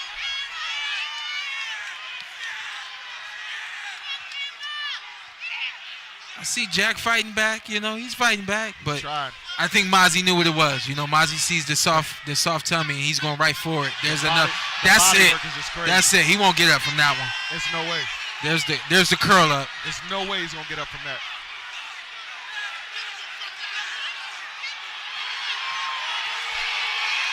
Didn't waste time. Didn't waste time. First round stoppage. Should I go get my gear? Huh? Should I go get my gear? Yeah, you might as well. Yeah. I mean, he needs some work. Yeah. I mean, he could have played with his food a little bit and gave the crowd something. Yeah, I mean, This crowd came to see some work. Yeah. You know, sometimes though it's on to the next. You know. Sometimes it's on to the next. Yeah. You know, sometimes it's not about giving the crowd the show on this one. I You don't know? think he could have anyway. Yeah, yeah. I mean, because once he touched his body one time, Yeah, the kid was ready to crumble. yeah. But that was beautiful display of boxing. Just Thank all you. body work. Yes, body work, but not only that, it was all clean. Yeah. You know, he wasn't rushing anything. He wasn't forcing anything. I mean, it was all there for him. I mean, he had an immovable object, object that wasn't moving much in front of him. You know, and giving him everything he wanted. So, simple night, but still a clean, beautiful Clean night boxing. for the young I Mazzie Goldston.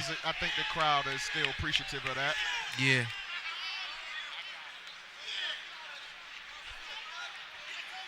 Man. The ad work was amazing.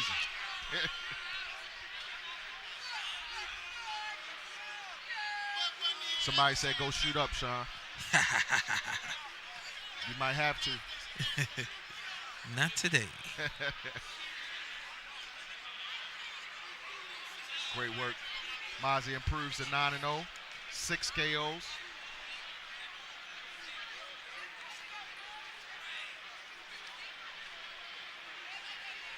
Good work. Good job, good job. Did what you supposed to did. Mazzie came over to ask us, was it a good job? Was it good?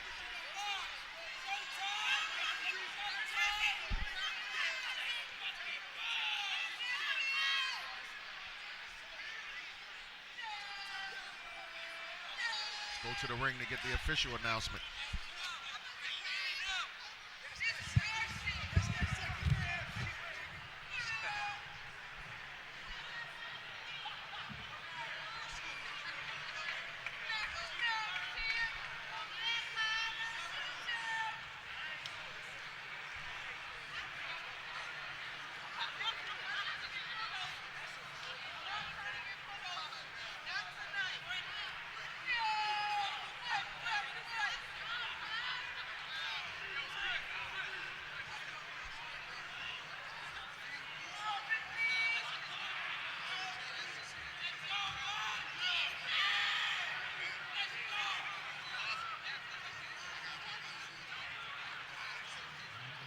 Gentlemen, this fight concluded. 1 minute, 14 seconds of the first round, and the winner, increasing to 9-0, and the new super lightweight champion, Kasir Goldston.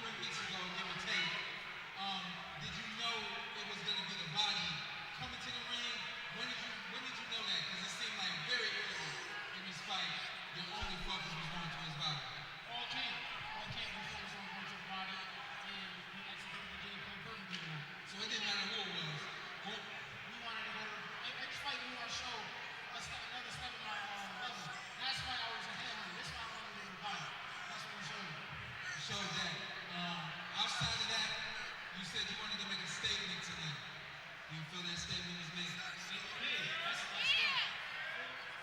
KOs in a row or 5 in a row, 4 in the first round. I mean, statement made. I want to let everybody know the 140 division I'm here to stay. WBB champion now, right? WBB world champion now. And when you say everybody at 140, can we get some names? Whoever they put in front of me, that's it. That's what I'm taking. Whoever they put in front of me, I'll take anybody. I ain't scared of nobody. I ain't got no contact. Understood. And Mr. Goldstone, I have to say congratulations to you, sir. Do you feel tonight went the way you expected it to go? I mean, it didn't go the way I expected it to go overall, but the results got done. You know, I was looking to get a couple more rounds out of this guy with a 5-1 record. He's coming off a win over a 16-3 guy we just seen a few weeks ago. So I was expecting to get a few more rounds, but I'm glad the way things went. I'm looking for coming out tonight. There we go. And like we do in the boxing world, we don't talk about the future until the present is taken care of. Now that the present is taken care of, let's talk about what's next for KMG Promotions. KMG Promotions is looking at